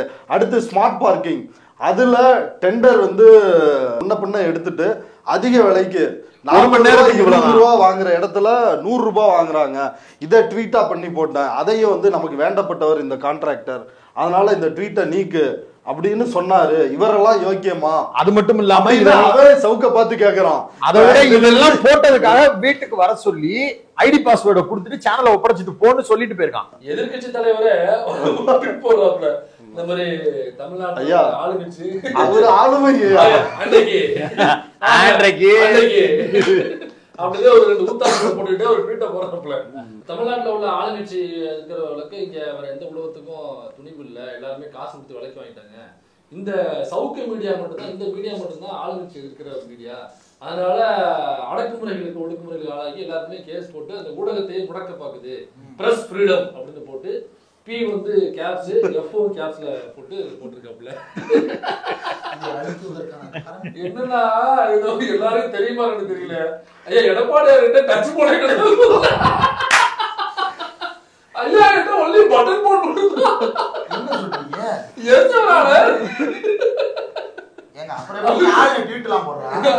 ஒன்லி சவுக்கு கிட்ட பாஸ்வேர்ட் இருக்குல்ல, சவுக்கு அட்மினா இருக்குல்ல. அண்ணாமலைக்கு முன்னாடியே அதிக புஸ்தகத்தை படிச்சவர் வந்து எங்க ஐயா எடப்பாடியாருங்க. ஏங்க கட்டடமே வாடகைக்கு வாங்கி கொடுக்கறதுக்கு அதிமுக முடியுது, எஸ்பி வேலுமணியை போய் நேரில் பார்த்து பேட்டி எடுத்துட்டு வர முடியுது, ஜெயவர்தனை கூப்பிட்டு உட்கார்ந்து பேச முடியுது, இதெல்லாம் பண்ண முடியுதுன்னா எடப்பாடிட்ட பார்த்து ஜெயவர்தனை சொல்றாரு, ஐயோ நீங்க தான் எங்களை விமர்சிக்கணும், நான் நாளைக்கு சொன்னதை செய்யறேன்னா நீங்க தான் என்னை வந்து கேட்கணும். இப்பதான் புரியுது என்ன சொல்லப்பட்டது என்ன செய்யப்பட்டது. இன்னொரு விஷயத்த நம்ம ஏற்கனவே கட் பண்ணிட்டு வந்திருக்கோம், சொல்லிடுவோம். தேனியில ஒரு டிராவல்ல இருக்காப்புல, பிடிக்க போறான்னு தெரிஞ்சு 2 நாள் தலைமறைவு, கார் எடுத்துட்டு தனியா தேனினாக்கா தேனி மட்டும் இல்ல, தேனி, கம்பம், கேரளா பார்டர் இப்படி சுத்திட்டு இருக்கலாம். கல்வராயன் மலை அந்த மாதிரி போறாரு, அப்படி போறாப்புல. ஒரு ஆய்வுக்காக தேவைப்படுது அப்படின்னு சொல்லிட்டு போறாப்புல. சரிங்களா? இதுல தேனியில தான் காவல்துறை வந்து அவர் மனைவி கைது பண்ணுது. வண்டியில கைது பண்ணோடனே அவருடைய கார்ல தற்சார்பாக அவர் அண்ணன் எடுத்துட்டு போன இலைகள் மாட்டிருக்க. கைது பண்ணும்போது மாட்டி ஐடிசி மாதிரியான பெரிய நிறுவனங்களோடு நம்ம தொடர்பு வச்சுக்க கூடாது, அதனால நம்ம வந்து சித்தா, ஆயுர்வேதிக் அந்த மாதிரி நம்மளுடைய பானங்களை நம்ம பயிரலாம். இயற்கை விவசாயம், அது வந்து இயற்கை விவசாயம். நம்ம சருகிய இரட்டை இலைகளின் சுருட்டு குவியல், புனைவு சுருட்டுகளா அண்ணன் சுருட்டு ரெட்டல தானே அதுலயும். அதனால அந்த இலையோட அண்ணன் சிக்கியிருப்பதாக தகவல். மேபி ஃபியூச்சர்ல செய்தி வரலாம், கிடைச்ச தகவல். ஒருவேளை அப்படி இல்ல அப்படி எப்படி திருத்திப்போம் ஏங்க? அப்புறம் எப்படிங்க இவரு ஜாஃபர் சாதிக்க பார்த்து கேள்வி எழுப்புறாரு? அது கேட்டப்ப கிடைச்சிருக்காது, அவரு கேட்டப்ப ஏண்டா எனக்கு குடுக்குறேன்னு சொல்லிட்டு இல்ல. இதுல இந்த ஜாஃபர் சாதிக்கு மாட்டும் பொழுது வீடியோவா போட்டு இறக்குறாப்புல. எவ்வளவு எனக்கு தெரிஞ்சு குடோனுங்க, குடோனா அந்த பையன் வச்சிருக்காங்க. பேசிக்கிட்டு அவன் பேசும்போது முத்தலிப்பு உட்காந்து தலையாட்டு, நம்ம வினித்து உட்காந்து தலையாட்டு, லியோ வர உட்காந்து இப்படியே உட்காந்துருக்கான், இப்படியே உட்காந்துருக்காங்க. பாவம் இப்ப பிள்ளை எங்க இருக்கானோ தெரியல. யோசிச்சு பாருங்க, இப்படியாப்பட்ட ஒருத்தர் இவனை பேக்கப் பண்றதுக்கு அதிமுகவினுடைய யாரோ ஒருத்தர், அதிமுகவுல கட்சியில உறுப்பினரா இருக்காரு, ஒரு கவுன்சிலரு, ஒரு பிரசிடென்ட், அவரு போறாருனாக்கா அது வேறங்க. தனிப்பட்ட முறையில் லிங்க் இருக்கும், போடுவாங்கன்றது வேற. எதிர்கட்சி தலைவருங்க அவரு, அவருக்குன்னு ஒரு மதிப்பு மரியாதை இருக்குல்ல. இப்படி இந்த கேஸ்ல மாட்டின ஒருத்தவன் இன்னைக்கு கையும் களவமா இளையும் கையுமா மாட்டிருக்கா. பெண் போலீஸை குறித்து, பெண் அரசு, பெண் ஊழியர்களை குறித்து இழிவா ஆபாசமா பேசுறான், அவனுக்கு நீங்க சப்போர்ட் பண்ணிட்டு வர்றீங்க. முக்குலத்தோர் சமூகத்தை குறித்து இழிவா பேசுறான், அவனுக்கு சப்போர்ட் பண்ணிட்டு வர்றீங்க. நீதித்துறையில உள்ள பெண்கள் குறித்து இழிவா பேசுறான், ஆபாசமா பேசுறான், அவனுக்கு நீங்க சப்போர்ட் பண்ணிட்டு வர்றீங்க. அப்படின்னா எடப்பாடி என்ன நினைக்கிறாருன்னா, அதிமுகவிற்கு அரசு ஊழியர்களுடைய ஓட்டு எங்களுக்கு தேவையில்லை, அப்போ வந்து எங்களுக்கு போலீஸ் ஓட்டு தேவையில்லை, போலீஸ் ஓட்டு எங்களுக்கு நீதித்துறை ஓட்டு தேவையில்லை, எலெக்ஷன்ல எங்களுக்கு போலீஸினுடைய அனுசரணை எங்களுக்கு தேவையில்லை, முக்குலத்தோர் ஓட்டு எங்களுக்கு தேவையில்லை, முக்குலத்தோர் பெண்கள் இருக்காங்களா, எந்த ஓட்டுமே எங்களுக்கு தேவையில்லை, எல்லாம் எங்களுக்கு வந்து சவுக்கே போதும், அவரே எங்களுக்கு வந்து நல்ல ஒரு ஹாப்பி எண்டிங் தர்றாப்புல, சுபமான ஒரு முடிவை தர்றாப்புல எங்களுக்கு, அதனால எங்களுக்கு அவரே போதும், மத்த யாருமே எங்களுக்கு தேவை, அப்ப ஓட்டு தேவையில்லைன்னு சொல்லுங்க. இல்ல இப்படி பேசுற சவுக்கு சங்கர் ஆதரிச்சு ட்வீட் போடுறாரு. நாளைக்கு இவர் ஏதாவது பெண் காவல் நிலையத்துக்கு போகும்போது அந்த காவலர்களுடைய மனநிலை எப்படி இருக்கும்? ஆல்ரெடி அவங்க ஆட்சியில பண்ணி காட்டினாங்கல்ல, ராஜேஷ் தாஸ் ஐபிஎஸ் இன்னொரு பெண் ஐபிஎஸ் எப்படி துரத்தி துரத்தி வேட்டையாடினார். இப்ப வந்து அவரு தேடப்படுறாரா, கைது இதுல ராஜேஷ் தாஸ் வீட்டுல போலீஸ்காரங்க வீட்டுல இருக்கிற அம்மா அப்பா என்ன நினைப்பாங்க நீ கேக்குறீங்க. அதுல எடப்பாடி பத்தி இந்த ஆள் போட்ட ட்வீட்டை பார்த்துட்டு அவங்க வீட்டுல உள்ளவங்க நினைப்பாங்க, முன்னாடி போட்டதால எடப்பாடி தெருவில் படுத்து கிடப்பாரு. இவர் உண்மையை மட்டும் தான் பேசுவாரு, சவுக்கு மீடியா உண்மையை மட்டுமே பேசக்கூடிய மீடியா, அதனால அரசாங்கம் வந்து கைது பண்ண பாக்குது அப்படின்னு போடுறாப்ல. இப்ப இவரு போட்ட ட்வீட் இருக்குல்ல எடப்பாடியை பத்தி கொடுத்து, எடப்பாடி வந்து சிஎம்மாக இருக்கும் பொழுது அவரை குறித்து ஒரு கட்டுரை எழுதுறாப்ல, டேய் பழனிசாமி அதெல்லாம் இல்லைங்க தலைவா, என்ன பண்ணாங்க, புடிமூட்டை பழனிசாமி.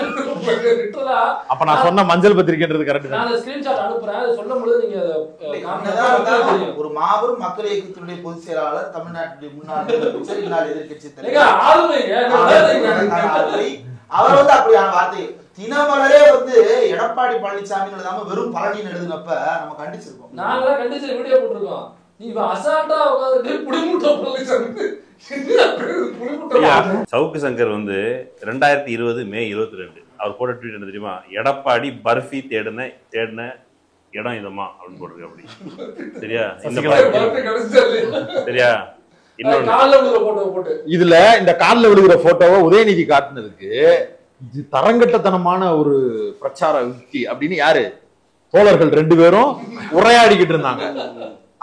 எடப்பாடி சாமி டேக் பண்ண இது என்ன தெரியுமா, Edappadi Palaniswami personal tweet ID இல்ல, சிஎம்ஓ தமிழ்நாடு அதை ட்வீட் போட்டு ஒரு கவிதை சொல்லட்டா, பிஜேபி மாட்டு மூத்திரத்தை குடிக்கிறது, பிஜேபி மாட்டு மூத்திரத்தை குடிக்கிறது, ஏடிஎம்கே பாஜக மூத்திரத்தை குடிக்கிறது. இது ஊடகவியலாளரா நான் இதை வன்மையா கண்டிக்கிறேன்.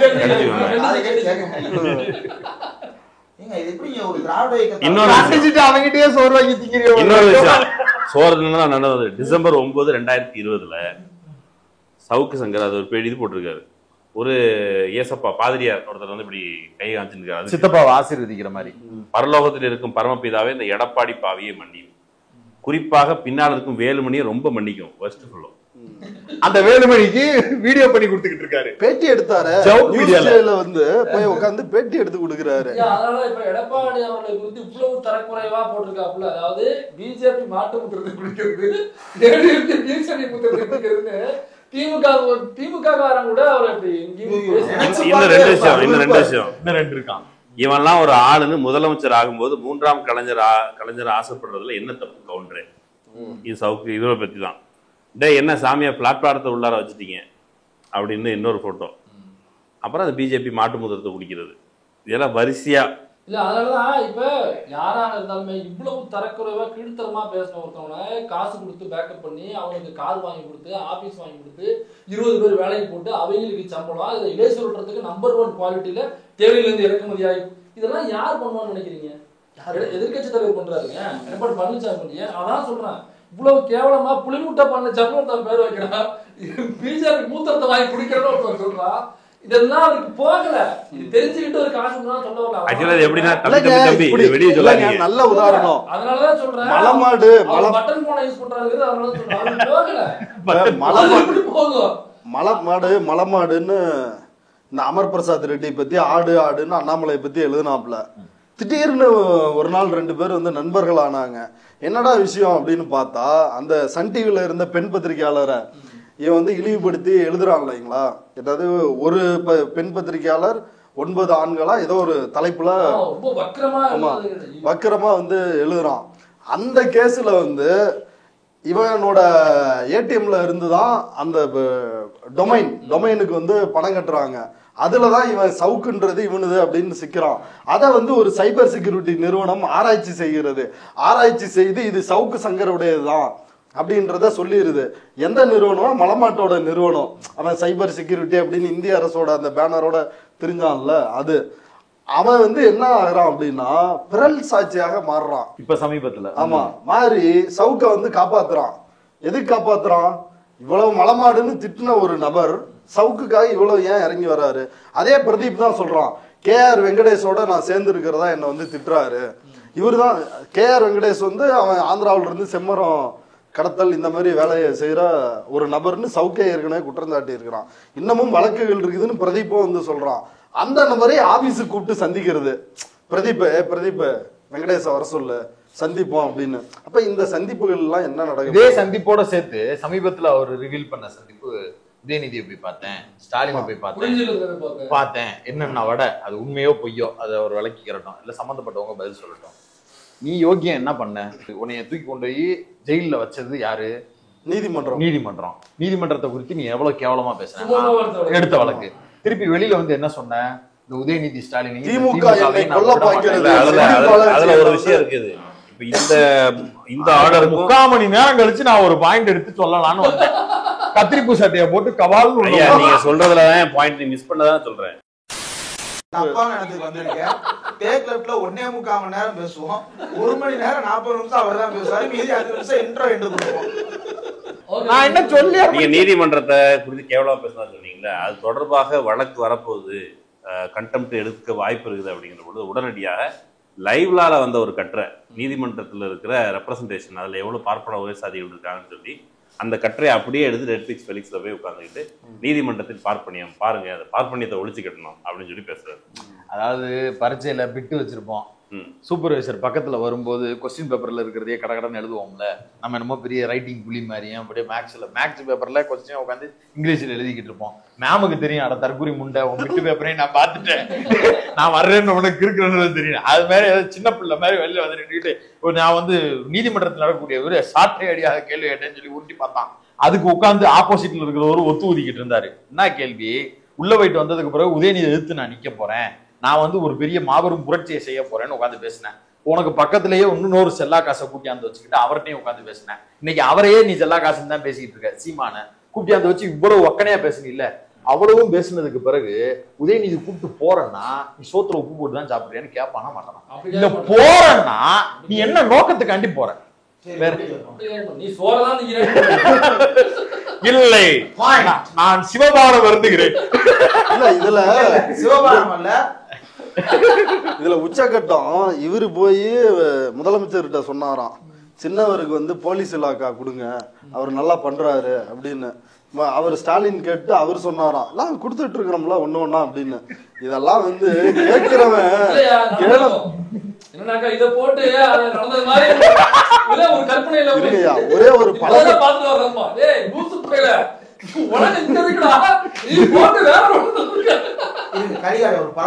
பழமொழி கேட்கிறவன் வந்து கேனப்பயலா இருந்தா கடப்பாறை காத்துல பறந்து STD பூத்துல சொருவோம் அப்படின்னு பழமொழி சொல்லாங்க. நீ கண்டுபிடிச்சிருக்கீங்க கண்டுபிடிச்சது இல்லைங்கய்யா, அது வந்து பள்ளிக்கூட நாட்களில் இருந்து அங்க இருக்கின்ற மாணவ சிறுவர்களால் எழுதப்பட்டது. இதெல்லாம் எவ்வளவு பெரிய மாற்று உலகத்துல வாழ்ந்தா ஒவ்வொருத்தவங்களை பத்தி அவருடைய கற்பனை விகிதத்தை பாருங்களேன். ஸ்டாலினை பார்த்தேன், பிரசாந்த் கிஷோரை பார்த்தேன். என்ன தெரியுமா, எனக்கு சிஎம் தெரியும், அதே போலீஸ் வந்து நம்ம கைது பண்ணாரு.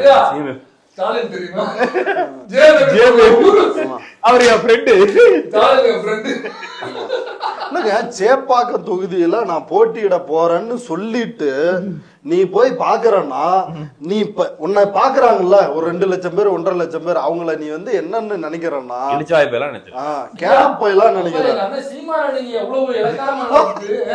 அங்க போய் பிரஸ் மீட்டை கொடுத்துட்டு இங்க வந்து ஸ்டாலின் என் தம்பிக்கு நான் சீட் ஒதுக்கி கொடுப்பேன். அவங்கதான் லூசு பையன் தான் வந்திருப்பா. மீட்டிங் முடிச்சுட்டு சீமாட்ட பிரஸ் மீட்டை முடிச்சுட்டு என்னங்க இப்படி போய் அவங்கதான் லூசு பையன் அப்படிதான் போயிருப்பாங்க. இது இவரு ஏற்படுத்துற மனவழி செல்ல ரமேஷ்னு போல தம்பி இருந்தாக்கா கேண்டிடேட் ஆப்போசிட் வந்து நானே சின்னத்தை கொடுத்து நம்பி நிக்க வைப்பேன். லூசு பையன் உலகே சின்ன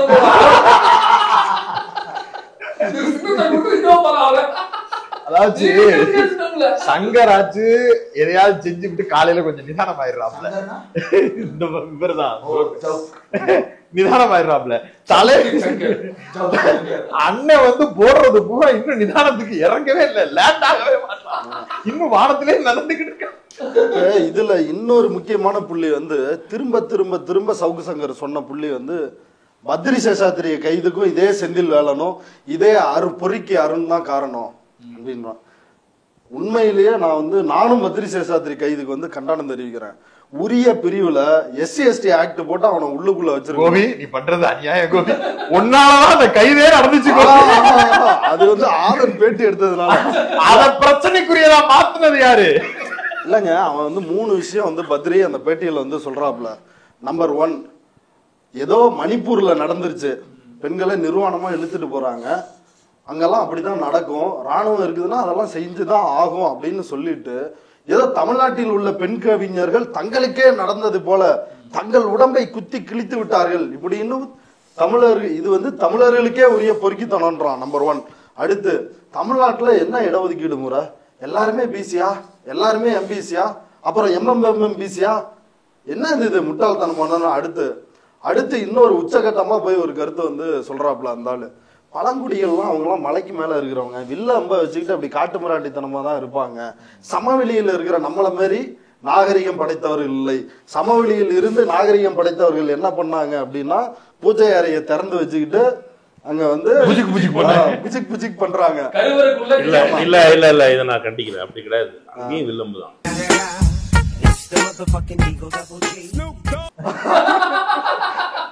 இப்படி ஒருத்தன் இதோட உச்சகட்டமா போய் சுப்ரீம் கோர்ட்டே அப்பதான் முழிச்சு, ஏப்பா மணிப்பூர்ல எப்படியாவது உலக நாடே காரி துப்புது, நீ என்ன நடவடிக்கை எடுப்பியா இல்ல நாங்க உத்தரவு வேண்டுமான்னு கேக்குது.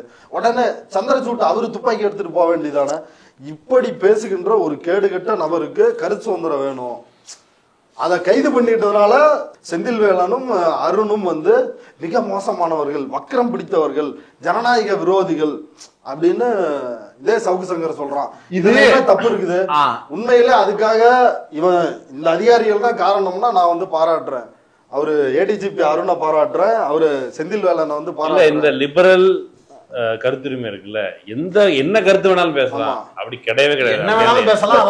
வந்து என்னன்னா SC ST ஆக்ட்ல போட்டு அதனால உள்ள வச்சிருக்கணும் நியாயப்படி.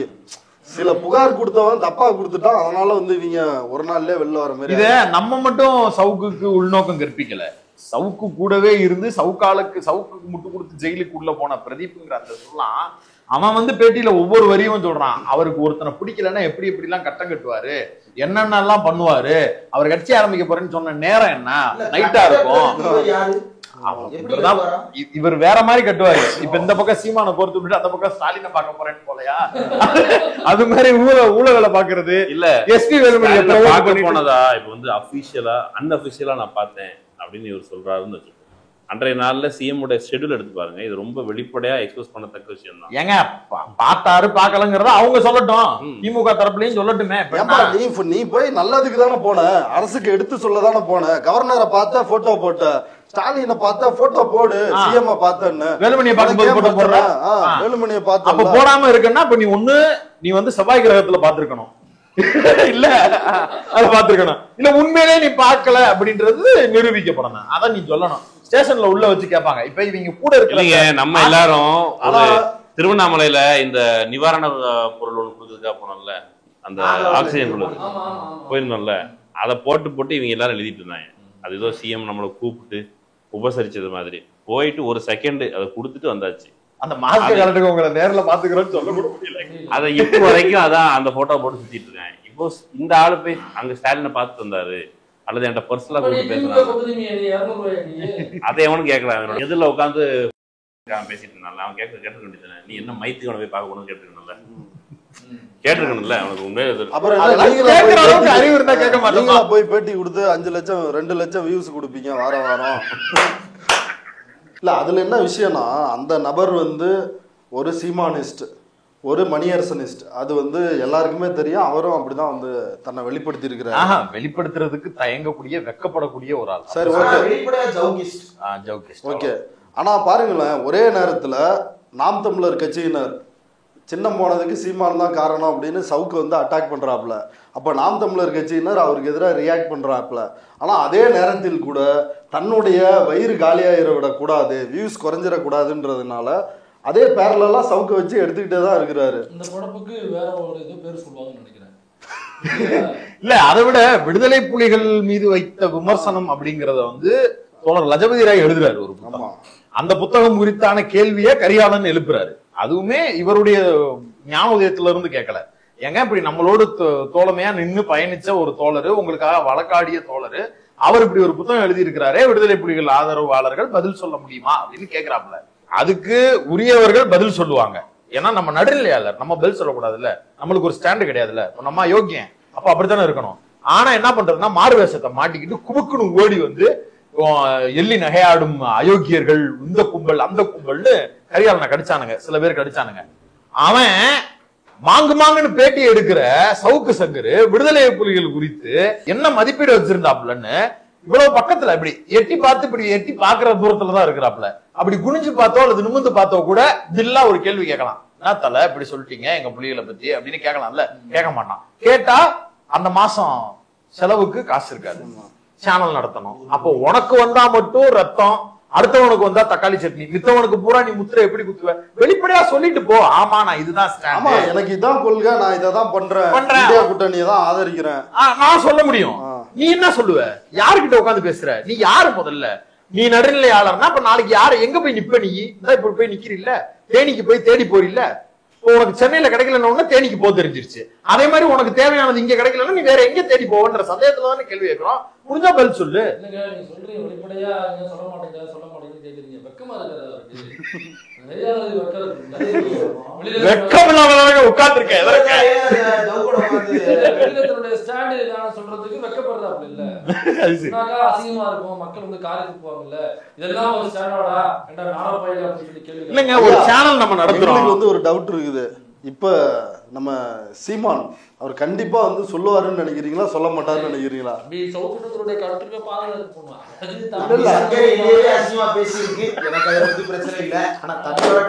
அந்த கருத்தையும் பாதுகாக்கணும். ஆமா, அது தம்பியுடைய அந்த உரிமையை பாதுகாக்கணும். அது தற்சார்பா தம்பி வந்து ஒரு நினைக்கிறாப்புல, இங்க அரசாங்கத்தினுடைய கடைக்கு போகாம அவர் தற்சார்பா அவர் இயற்கையா செஞ்ச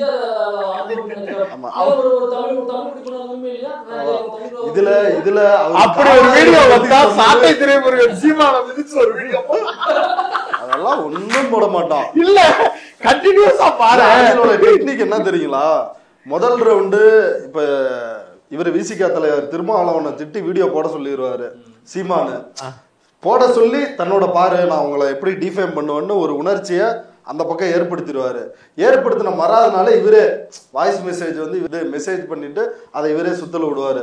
தம்பி நீ இப்படிலாம் இருந்தா கட்சிக்குள்ள விட கூட இருக்க முடியாது அப்படின்னு அனுப்பிச்சு விட்டுருவாரு. இவ்வளவுதான் ஒரு வேற என்ன வேற இதான்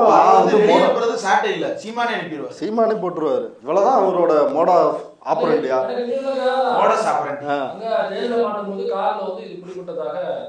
அப்புறம் கைது பண்ணி கூட்டு போகும்பொழுது ஆக்சிடென்ட், அவர் வந்து கொள்ள சரி ஹாஸ்பிட்டல் அனுமதி பல தகவல் வருது. உண்மை என்னன்னா வண்டியை நிப்பாட்டி போட்டு டீ குடிக்க போயிருக்காரு. டீ குடிச்சு திரும்ப வண்டியில இருக்கும் பொழுது விடிய கால நேரம் எதிர்த்தாப்புல அந்த காரையான நேரம் விட்டான். எல்லாரும் யாருக்கும் எந்த உயிர் சேதமும் இல்லை.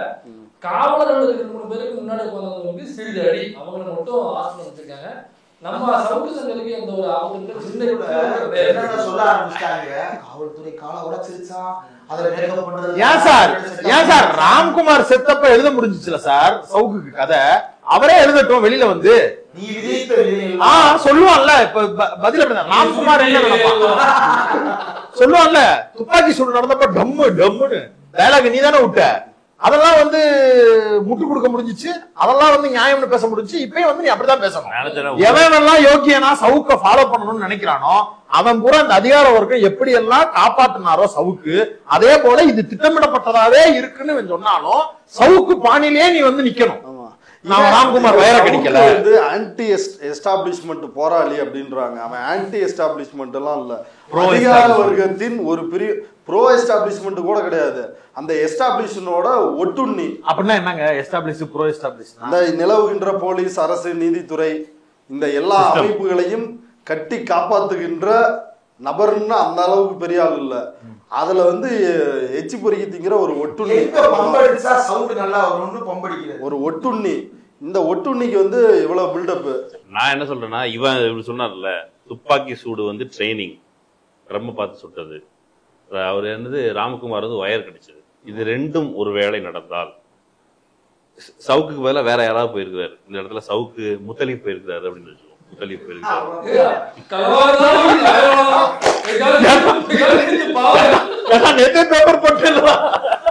கனவுல கூட நீங்க முத்தளிப்ப விடுங்க, வேற யாராவது வச்சுக்கோங்க. சரி, அவங்க கோஷ்டியில யாராவது ஒருத்தன் போயிருக்காங்கன்னு வச்சுப்போமே, ஜெயிலுக்கு போயிருக்காங்க, அவங்க வந்து வயரை கடிச்சிடறாங்க அப்படின்னு வெளியில இருந்து சவுக்கே கூட பேசுறதுக்கு வாய்ப்பு உண்டு. ஒருவேளை வெளியில எங்கேயாவது இப்ப வந்து லாக்அப் டெத் நடக்குது அப்படின்னு இவர் பாத்தீங்கன்னா போலீஸ்ல இருக்கிற ஒரு முகாமுக்கு ஆபத்து வந்தா அந்த ஒரு முகாமுக்கு பேசுறதுல இன்னொரு முகாம் செய்கிற எந்த அத்துமீறலையும் அதிர்ச்சி பேச மாட்டாரு. இது நல்ல பாயிண்ட்டுங்க.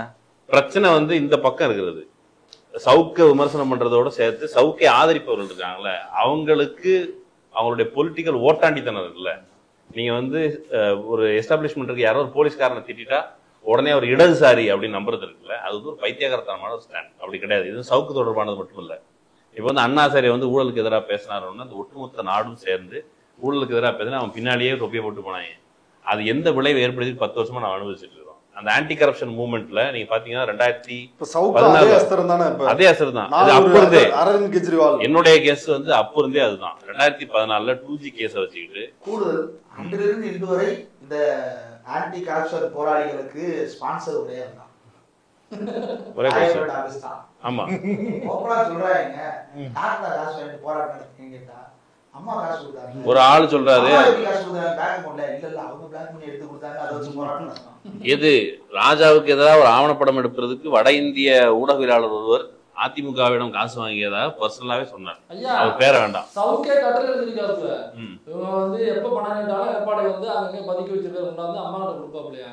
மத்த எல்லாருமே கரெக்டா 10 கோடி ஒன்று கொடுப்பாங்க, எக்ஸ்ட்ராவே 11 கோடி கொடுப்பாரு, அல்லது 100 கோடி 110 கோடி கொடுப்பாப்ல அப்படின்னு சொல்றாங்க. இப்ப பதுக்கி வச்சிருந்த பணத்தை ஜெயலலிதா கேட்கிறாங்க. எதுக்கு கேட்கறாங்க? எதுக்கு பதுக்கி வைக்கணும்? முதல்ல எதுக்கு பதுக்கி வைக்க சொல்றாங்க?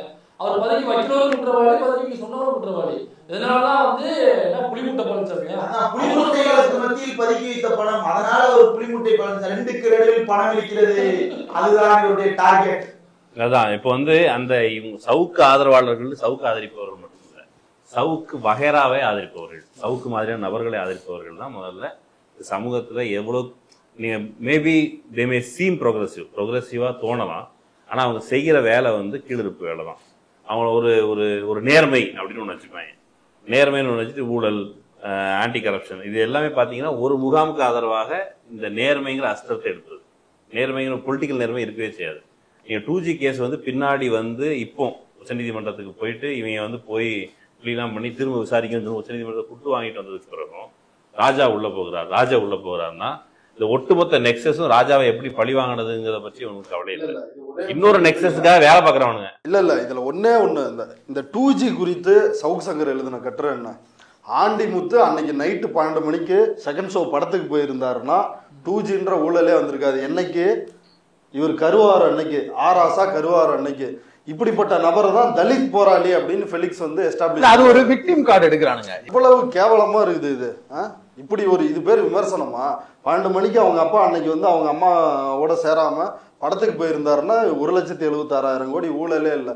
அப்படி எழுதிட்டு நீ தான் ஓபிஎஸ்ஐ நீ தீர்ப்பு கொடுத்த பிறகும் இப்ப அண்ணாமலையும் இவரும் 2 பேரும் இவர் பாக்குறதுக்கு தான் அதிமுகவுக்கு வேலை செய்யற மாதிரி தெரியும். ஆனா இவர் வந்து 2 பேருக்குமே செஞ்சிட்டு இருக்கிறாரு. ஏன்னா கள்ளக்கூட்டணியில இருக்கிறாங்கல்ல, பிஜேபிக்கும் சேர்த்து செஞ்சிட்டு இருக்கிறாரு.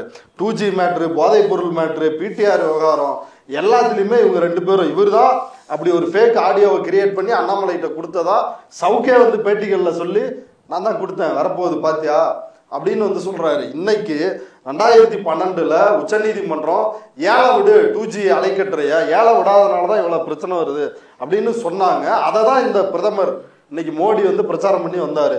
இன்னைக்கு போய் நீதிமன்றத்துல ஐயா நாங்க அட்மினிஸ்ட்ரேட்டிவ் ஆர்டர்ல கொடுத்துட்றோங்க ஐயா, நாங்க ஏழை விடமாட்டோங்க ஐயா அப்படின்னு 150 கோடி ரூபாய் எலக்ட்ரோல் பாண்டில் வாங்கிக்கிட்டு ஏர்டெலுக்கு 5G அலைக்கட்டுறைய ஒதுக்கீடு பண்ணிட்டாங்க. ஏன் விடுன்னு அம்பானி ரிலையன்ஸ் வந்து நிக்கிறாங்க. அதெல்லாம் முடியவே முடியாது, ஏர்டெலுக்கு கொடுத்ததுதான் அப்படின்னு உச்சநீதிமன்றம் போய் அந்த தீர்ப்பை மாத்துங்க, 2012 தீர்ப்பை மாத்துங்கன்னு மனு போட்டு இன்னைக்கு மோடி அரசு உச்சநீதிமன்றத்திடம் செருப்படி வாங்கியிருக்குது. எல்லா பத்திரிகையிலையும் வந்திருக்குது. ஆனா எந்த ஊடகமாவது இதை பத்தி பேசுறானா? இந்த சவுக்கு சங்கர் இதே காலத்துல என்ன வேலை பண்றான்? ஒண்ணுமே இல்லாத மேட்டருக்கு அதை வந்து ஊதி பெரிதாக்குறான். அப்ப நம்ம ஆட்கள் என்ன நினைப்பாங்க? நம்ம ஆட்கள்னா நம்ம நான் பிராமின் மக்கள் அறிவு இருக்குல்ல, நேர்மை பற்றி இருக்காதா அப்படின்னா 1,76,000 கோடி அப்பைய அதுல கண்டிப்பா ஒரு 1000 கோடியாவது இருக்காதா அப்படின்னா 1,76,000 கோடி ஊழல் நடக்கல, அதான் தீர்ப்பு. ஆமா, அப்போ உன்னுடைய கண்ணோட்டத்தை நீ மாத்திக்கணும். இல்ல கொஞ்சோண்டு வாங்கிப்பாருன்னா அதெல்லாம் மேட்டரே கிடையாது. ஆமா, அவன் வந்து சார்ஜ் ஷீட் போட்டதுல இருந்து எதுலையுமே அந்த நம்பர்ஸே கிடையாது. ஆனாலும் உன் மனசை நம்ப வச்சிருக்காங்கன்னா நீ இப்படியான போராளிகளுக்கு திரிவதன் வழியாக நீ எம்பவரா இருக்க, உனக்கு நாலேஜ் வந்திருக்கு, உனக்கு அறிவு வந்திருக்கு, நீ படிச்சிருக்க கிழிச்சிருக்க, எல்லாமே ஜீரோ. நீ அதற்காக வேலை பார்க்குற, இன்னொரு சமூகத்துக்கு கீழே இருக்க வேலையை பார்க்குற. அப்ப இந்த மிடில் கிளாஸினுடைய அறிவு இருக்குல்ல, அதுதான் என்னுடைய சவால். இப்ப வந்து ஆன்மீக சாமியார்கள் உருவாகிறாங்களே, புது வகை சாமியார், கையை வைத்தே உன் கண்ணை குற்றுவது, உன் முட்டாள்தனத்தை வைத்தே உனக்கு நீயே குழி தோண்டி. இப்போ அந்த புதுசா நகரத்துக்கு வந்துட்டோம்னா வழக்கமா என்ன சொன்னா, கிராமத்துல இருக்கிற மக்கள் காட்டுங்க, கிராமத்துல அவங்க கும்பிடுற சாமி நல்ல சாமி இல்ல, நமக்கு அதை விட எக்ஸ்ட்ராவா பகுத்தறி வந்துருச்சு. எக்ஸ்ட்ரா பகுத்தறி வந்துருச்சு. ஆனா இன்னும் மிச்சம் முட்டாள்தனம் இருக்குது. இந்த முட்டாள்தனத்தை ஆட்டோமேட்டிக்கா என்ன பண்ணணும்னா அதை மார்க்கெட் பண்றதுக்கு ஆன்மீக சாமியார்களோட ஜக்கில இருந்து WC ரவிசங்கர் வரைக்கும் வர்றாங்க. இதே நகரத்துக்கு வந்துட்டு படிப்பு வந்துருச்சு. ஆனா போதுமான அரசியல் அறிவு இல்ல, ஒரு மூர்க்கத்தனமான ஒரு மொக்கையான அரசியல் வரலாற்று அறிவு இல்லாம ஒரு மொக்கையான நேர்மை பற்றி ஒரு பார்வை இருக்கு. சுத்தி இருக்க எல்லாருமே தப்பு, நான் மட்டும் யோக்கியம். இந்த நான் மட்டும் யோக்கியங்கிற ஈகோ இருக்குல்ல, அதை சாட்டிஸ்ஃபை பண்றதுக்கு வெளியே ஒரு ஆளை தேடுறான். அதே மாதிரி பைத்தியகாரத்தனமா பேசிட்டு இருக்கிற ஒரு ஆளை ஆக்டிவிஸ்டா தனக்கான அடையாளமாக தேர்ந்தெடுத்து. அதே மாதிரி அப்படி நான் மட்டுமே யோகியன்னு சொல்ற அளவுக்கு நீ யோகியனா இருந்தா கூட பரவாயில்ல, அது இப்படி ஒண்ணு இல்ல. அப்படி நீ இருந்தா கூட பரவாயில்ல. இவன் அடிக்கிறதுக்கு அவன்கிட்ட பேமெண்ட், அவன் அடிக்கிறதுக்கு இவன்கிட்ட பேமெண்ட், புரோக்கர்கள் அவனை பத்தி பேச மாட்டேன்றதுக்கு ஒரு பேமெண்ட், இவனை பத்தி பேசி. புரோக்கர்களுடைய அடிப்படை விதியே அதாங்க. அவங்க எல்லா வேலையும் பண்ணுவாங்க. ஆனா தங்களை பற்றி இந்த உலகத்திற்கு அவங்க சொல்ற விஷயம் என்னன்னா, நான் ரொம்ப ரொம்ப யோக்கியமானவன், ₹1 கூட யார்கிட்டையும் வாங்க மாட்டேன், யாருக்கும் அடிபணிய மாட்டேன், பொய்யே சொல்ல மாட்டேன்னு இந்த பக்கம் சொல்லிட்டு இருப்பான். அங்க போய் G2 வந்து ஐயா மன்னிச்சிருக்கேன், நான் தப்பான தகவலை வெளியிட்டேன் அப்படின்னு மன்னிப்பு கடிதம் எழுதுவான். மன்னிப்பு கடிதம் எழுதிட்டு திரும்ப ரெட்பிக்ஸ்ல ஒரு பேட்டி எடுப்பாங்க. பேட்டி எடுத்தா தோழர் அது வேற தோழர், அவரு வந்து அதை ஜட்ஜே மன்னிப்பை ஏத்துக்கிட்டாலும் பெலிக்ஸ் வந்து ஏத்துக்க மாட்டாரு. அது மன்னிப்பு கடிதம் கிடையாது, கருத்துரிமை. பொய் சொல்றதுக்கு ஆபாசம் அவதூறு பண்றது தனிநபர் கருத்துரிமை. இதுல இப்ப இன்னொரு மேட்டர் இருக்குதுங்க, அதுதான் பேச வேண்டியதுன்னு நான் நினைக்கிறேன். இந்த போன தடவை சிறைக்கு போயிட்டார் சவுக்கு. போன உடனே ஃபெலிக்ஸ் வந்து ஒரு முன்னாள் காவல்துறை அதிகாரி, அவரும் தேவேந்திர குல வேளாளர் சமூகத்தை சார்ந்தவர். ஏன் அவரை பேட்டி கூப்பிடுறாங்கன்னா அதுக்கு பிறகுதான் தெரிஞ்சது சவுக்கும் ஒரு தேவேந்திர குல வேளாளர் சமூகத்தை சார்ந்தவர். திருமாவளவன் சோசியல் ஜஸ்டிஸ் பேசுறீங்க, நீங்க ஏன் அறிக்கை விடல? இப்படியே பர்சனல் அட்டாக் பண்ணிக்கிட்டே இருக்காங்க 2 பேரும் உட்கார்ந்து. அப்படி பண்ண அந்த நபர்கள் இன்னொரு பக்கம் ஒரு யதார்த்தமான உண்மை இருக்குது. என்ன உண்மைன்னா, ஆத்தூர்ல அந்த 2 தலித் விவசாயிகள், அவங்க தேவேந்திர குல வேளாளர் சமூகத்தை சார்ந்தவர்கள், 6 ஏக்கர் நிலத்தை பிடுங்கி ஒரு பாஜக மாவட்ட தலைவருக்கு கொடுப்பதற்காக ஈடி சம்மன் பண்ணுச்சு. வேற அதுல ஒண்ணுமே இல்லை, அப்பட்டமான நில அபகரிப்பு ஒண்ணு. அதுக்கு சவுக்கு சங்கர் எதிரா இருந்தான், அந்த விவசாயிகளுக்கு எதிரா இருந்தாரு. ராம்குமார் வயரை கடிச்சே வந்து சாகல அப்படின்னு அது மனித உரிமை நீதிமன்றத்தில் ப்ரூவ் ஆயிருச்சு. அது இன்னைக்கும் தீர்ப்புகளாவே எல்லாமே இருக்குது. அப்படி இருக்கிறப்ப இவன் வந்து ராம்குமார் இப்படி சிறையில் இருக்கிறவங்கலாம் வந்து பீடி கேட்பாங்க, பீடி கேட்டால் கிடைக்கலாம், கையை அறுத்துக்குவாங்க, கழுத்தை அறுத்துக்கோன்னு மிரட்டிக்குவாங்க. அப்படிதான் இந்த பையன் வந்து பிளேடால கருத்தை அறுத்துக்கிட்டான். நம்பர் 1. அடுத்து இவன் தான் சுவாதியை வந்து வெட்டினான், அந்த வீடியோவே இருக்குது, நாங்கள் என் கண்ணால பார்த்தேன் அப்படின்னு புழுகணும். அந்த ரயில்வே ஸ்டேஷன்ல அதுக்கு பிறகுதான் ரயில்வே ஸ்டேஷன்ல சிசிடிவி வைக்கிற மெத்தடே வந்துச்சு. ரயில்வே ஸ்டேஷன்ல சிசிடிவி கேமரா வரல, ஆனா வீடியோ வந்துருச்சு. வீடியோ வந்துருச்சு. எப்படி வந்துருக்கு வீடியோ நான் பார்த்தேன். அந்த பையனும் ராஜ்குமார் வந்து தேவேந்திர குல வேளாளர் ராம்குமார், ஆமா, தேவேந்திர குல வேளாளர் சமூகம், மீனாட்சிபுரம், ரொம்ப கூலி தொழிலாளிகள் அவங்க பின்னணி. அடுத்து சேலம் விவசாயிகள், 2 விவசாயிகள். எங்க குடும்பத்தையே மிரட்டிட்டான். எல்லாருமே பெத்த பையன் பொண்ணு எல்லாமே ஓடிட்டாங்க அந்த பெரியவங்களை விட்டு. 70 வயசு 2 பேர். அந்த போட்டோவே பார்த்துருந்தா எவ்வளவு பரிதாபமா இருக்குதுன்னு. அப்படிப்பட்டவங்கள என்ன ஏழை விவசாயி, என்ன தலித் விவசாயி, அவங்களாம் பார்த்தா ஏழை மாதிரி தெரியுதா? காட்டு எருமையை அடிச்சு வேட்டையாடி விற்பாங்க, அவங்கள வந்து ஈடி சும்மா விடுமா அப்படின்றான். நீதிமன்றத்தில் விடுதலையாகி 3 வருஷம் ஆன பிறகு ஈடி அந்த கேஸ் எடுக்குது. கூச்சமே இல்லாம. அந்த 2 பேர் தேவேந்திர குல வேளாளர் தான். இவன் தேவேந்திர குல வேளாளர்னா அப்ப அந்த ஒடுக்கப்படுற பாதிக்கப்படுற அவங்கலாம் யாரு? இப்ப இந்த ஃபெலிக்ஸோ இல்ல இந்த ஓய்வு பெற்ற காவல் அதிகாரிகளோ இவங்க எல்லாம் யாருக்காக குரல் கொடுப்பவர்களா இருக்கிறாங்கன்னா, இந்த மாதிரி இதே தலித் மக்களை காட்டி கொடுத்து பிழைக்கிற, அவங்களுடைய ரத்தத்தை உறிஞ்சு, ஆமா இவன் குற்றவாளி, ஒரு அப்பாவிய குற்றவாளின்னு அங்க சொல்லி அவங்கள்ட்ட பொறுக்கி திங்கிற இந்த மாதிரி பொறுக்கிகள் பக்கம்தான் வந்து இவங்கெல்லாம் ஆதரவா நிக்கிறாங்களே ஒழிய அந்த பட்டியல் சமூக மக்களுக்காக இவங்க வந்து என்னைக்குமே நிக்கல. அதுக்கு மிகச்சிறந்த உதாரணம் சவுக்கு. என்னைக்காவது ஃபெலிக்ஸ் கேட்டுருமா இல்லையா? டெய்லியும் பாக்குறாருல்ல. ஏங்க எப்படிங்க வீடியோவே நீங்க பார்த்தேன்னு சொல்றீங்க, ஆனா ராம்குமார் இவருக்கு ராமராஜையும் தெரியும், இவருக்கு சவுக்கையும் தெரியும்.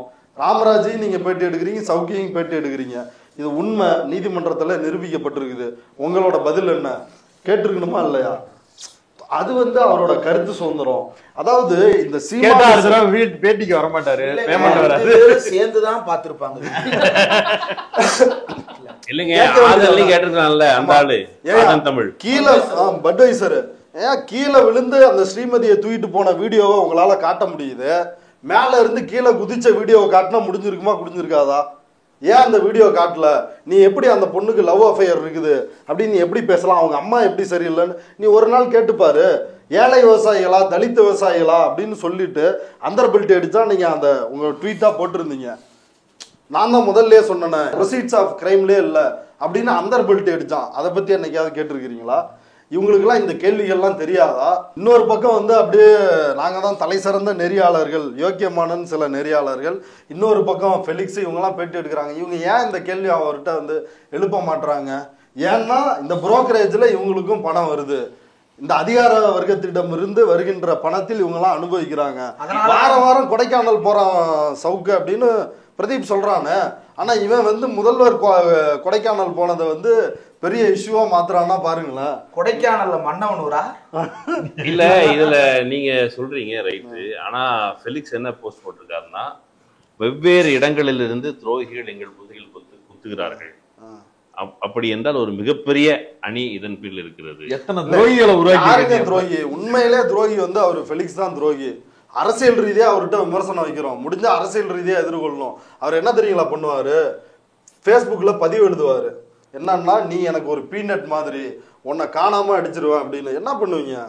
பண்ணுங்க, காணாம அடிங்க. நீங்க தான் சவுக்க கூட வச்சிருக்கிறீங்க. சவுக்குக்கு மேல வந்து 3 எழுத்து அந்த டிஜிபி இருக்கிறாரு. என்ன பண்ணிடுவீங்க? என்ன தலையை எடுத்துருவீங்களா? இந்த கேள்விகளுக்கெல்லாம் என்ன பதில்?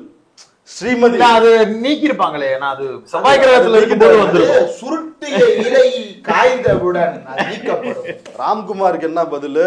இவங்களுக்கு ஸ்ரீமதிக்கு என்ன பதில்? 13 பேரை வந்து காக்கா குருவி மாதிரி சுட்டு கொண்டாங்களே, அவங்களுக்கு என்ன பதில்? அது குறித்து இந்த நடுநிலை பத்திரிகை யாருமே கொஞ்சம் கூட உனக்கு கூச்ச நாச்சல்ல, கில்ட் இல்ல. அவங்க நார்மலைஸ் பண்றாங்க. இப்ப இவருக்கு ஆதரவாக இருக்கக்கூடிய நபர்கள்லாம் இதெல்லாம் வழக்கங்க. பேசுறதா இருக்கட்டும், எனக்கு ஒரு டேப் கிடைக்குமா அப்படின்னு கேக்குறதா இருக்கட்டும், இது எல்லாமே வந்து இதெல்லாம் காலங்காலமா நம்ம பண்றது தானே அப்படிங்கிற மைண்ட் செட்ல இருந்து அதை இதுல ஒரு நிமிஷம் இது மட்டும். அவர் பேர் என்னது? முத்தலீப். ஒரு பேட்டிக்கு நடுவில் ஃப்ளோர சொல்றாரு, நான் போய் நிப்போம் சார், காசு குறையதான் கொடுப்பாங்க, அவங்களுக்கு 500 எனக்கு 100 சண்டை போட்டு வாங்கிட்டு வருவேன், அது மக்களாட்சி சொன்னாரு ஒரு பேட்டியில.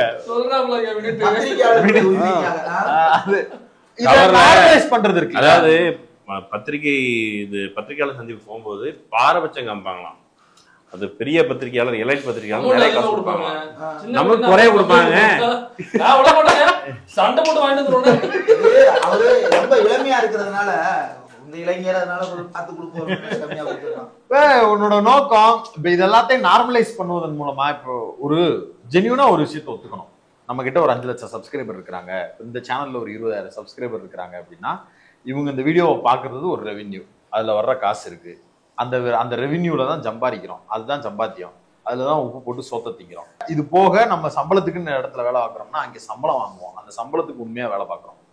இதை தாண்டி நம்ம எக்ஸ்ட்ராவா ஒண்ணு பண்றோம்னா நம்ம திறமையில நம்ம ஒரு வேலையை செஞ்சு கொடுத்து அந்த வேலைக்காக நம்ம காசு வாங்குறோம்னா அது ஏதாவது ஒரு விதத்துல பயன்படக்கூடிய ஒரு பொருளா இருந்து பண்ணா பரவாயில்ல.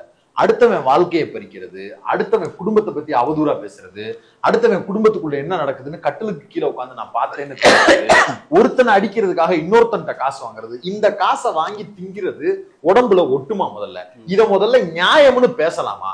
ஊரா வீட்டுக்கெல்லாம் நியாயம் பேசுற ஒன்னால நீ ஜி ஸ்கொயர்ல இருக்கிறவன் எவனையோ மிரட்டிட்டு அந்த இடத்த வாங்கிட்டு அதிகார வர்க்கம் இது பண்ணுச்சு அப்படின்றத நான் எப்படி பொறுத்துக்கிறது? அது எப்படிங்க ஒரு கவர்மெண்ட்ல இருக்கிற ஒருத்தர் நீங்க 2000 கோடி எடுத்துட்டு போவீங்க, நான் சும்மா இருக்கிறதா? மக்கள் காசு நம்ம அப்படியே உணர்வு பூர்வமா பொங்கி பேசுற இல்ல. வழக்கமா அதுக்குள்ள ஒரு சப்டெக்ஸ்ட் இருக்குது. எத்தனை ஆயிரம் கோடி எடுத்து போறாங்க சொல்லி எத்தனை வேணாலும் சொல்லலாம். அவன் செவ்வாய்க்கிரகத்துல இருந்து சொல்றவன் இல்ல 2000 கோடி எடுத்துட்டு போறீங்களே பாத்துட்டு சும்மா இருக்காங்கிறது அர்த்தம்